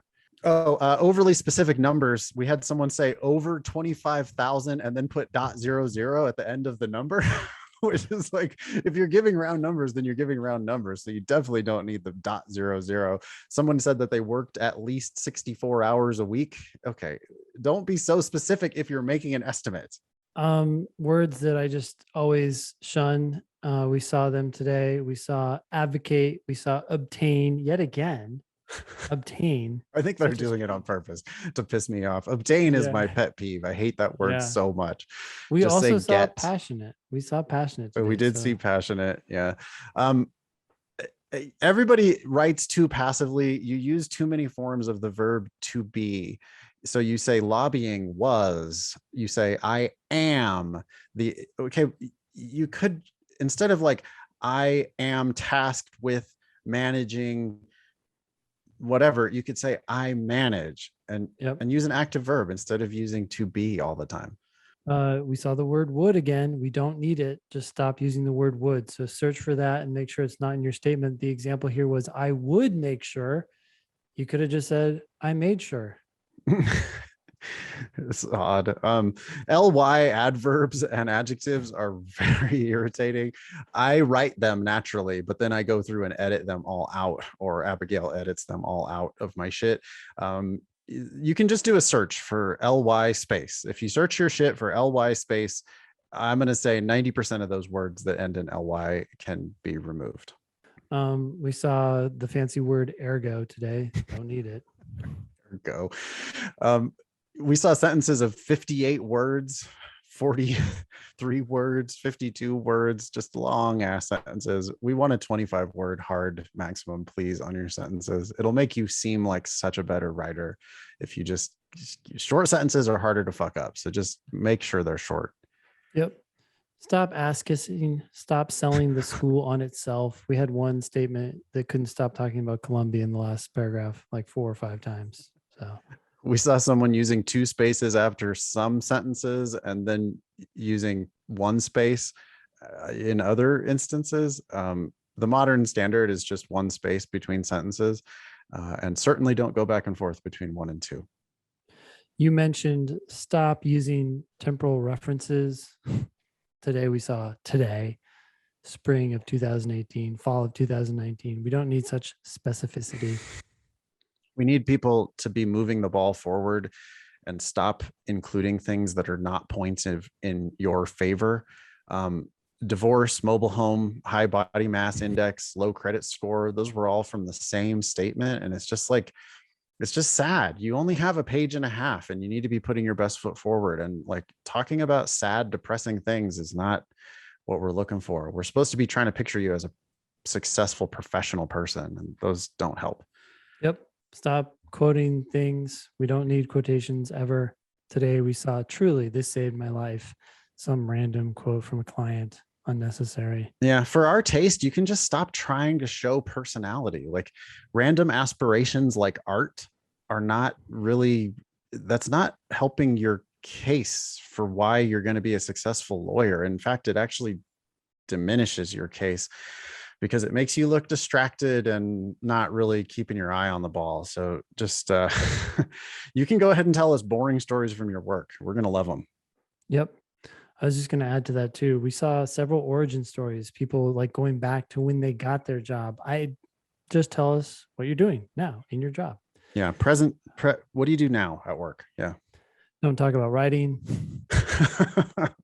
It's extra irritating because like you're not as good of a writer as you think you are. And the second you start talking about how good of a writer you are, then we have to criticize that. It's just, you're not putting yourself in a good spot when you talk about what a great writer you are.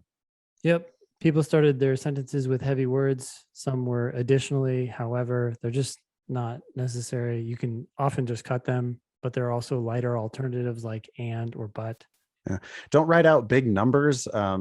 We saw 80 and 60 today written out as words, and those you could just use the numerals 80 and 60 for stuff like that. Anything over 10, right? Yep. 11 or higher, you can use the numbers. Lastly, show, don't tell. We had too many conclusions today. Examples include I'm fair and solve problems in a way that is acceptable for everyone. That, by the way, is impossible. Have you met the human race? I have a strong worth ethic and tendency. Tenacity. Sorry. Okay, cool. Nice to know that you think that.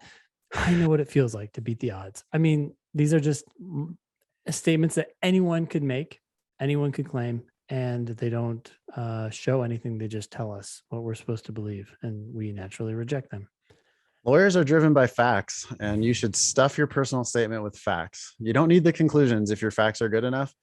And if your facts aren't good enough, then you're just not justified to make any of those conclusions anyway. So just cut them, all of them. And instead, show me what you're doing. Yep. Don't tell me what you're doing. Show me what you're doing. Be LSAT famous.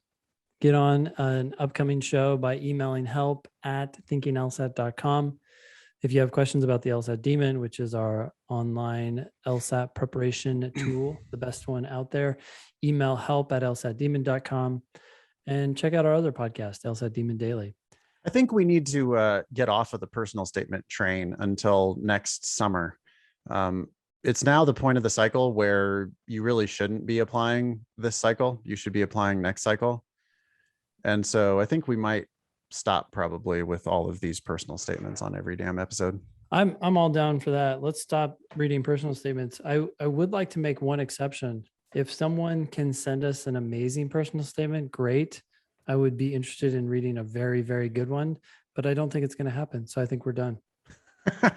Okay. There it is.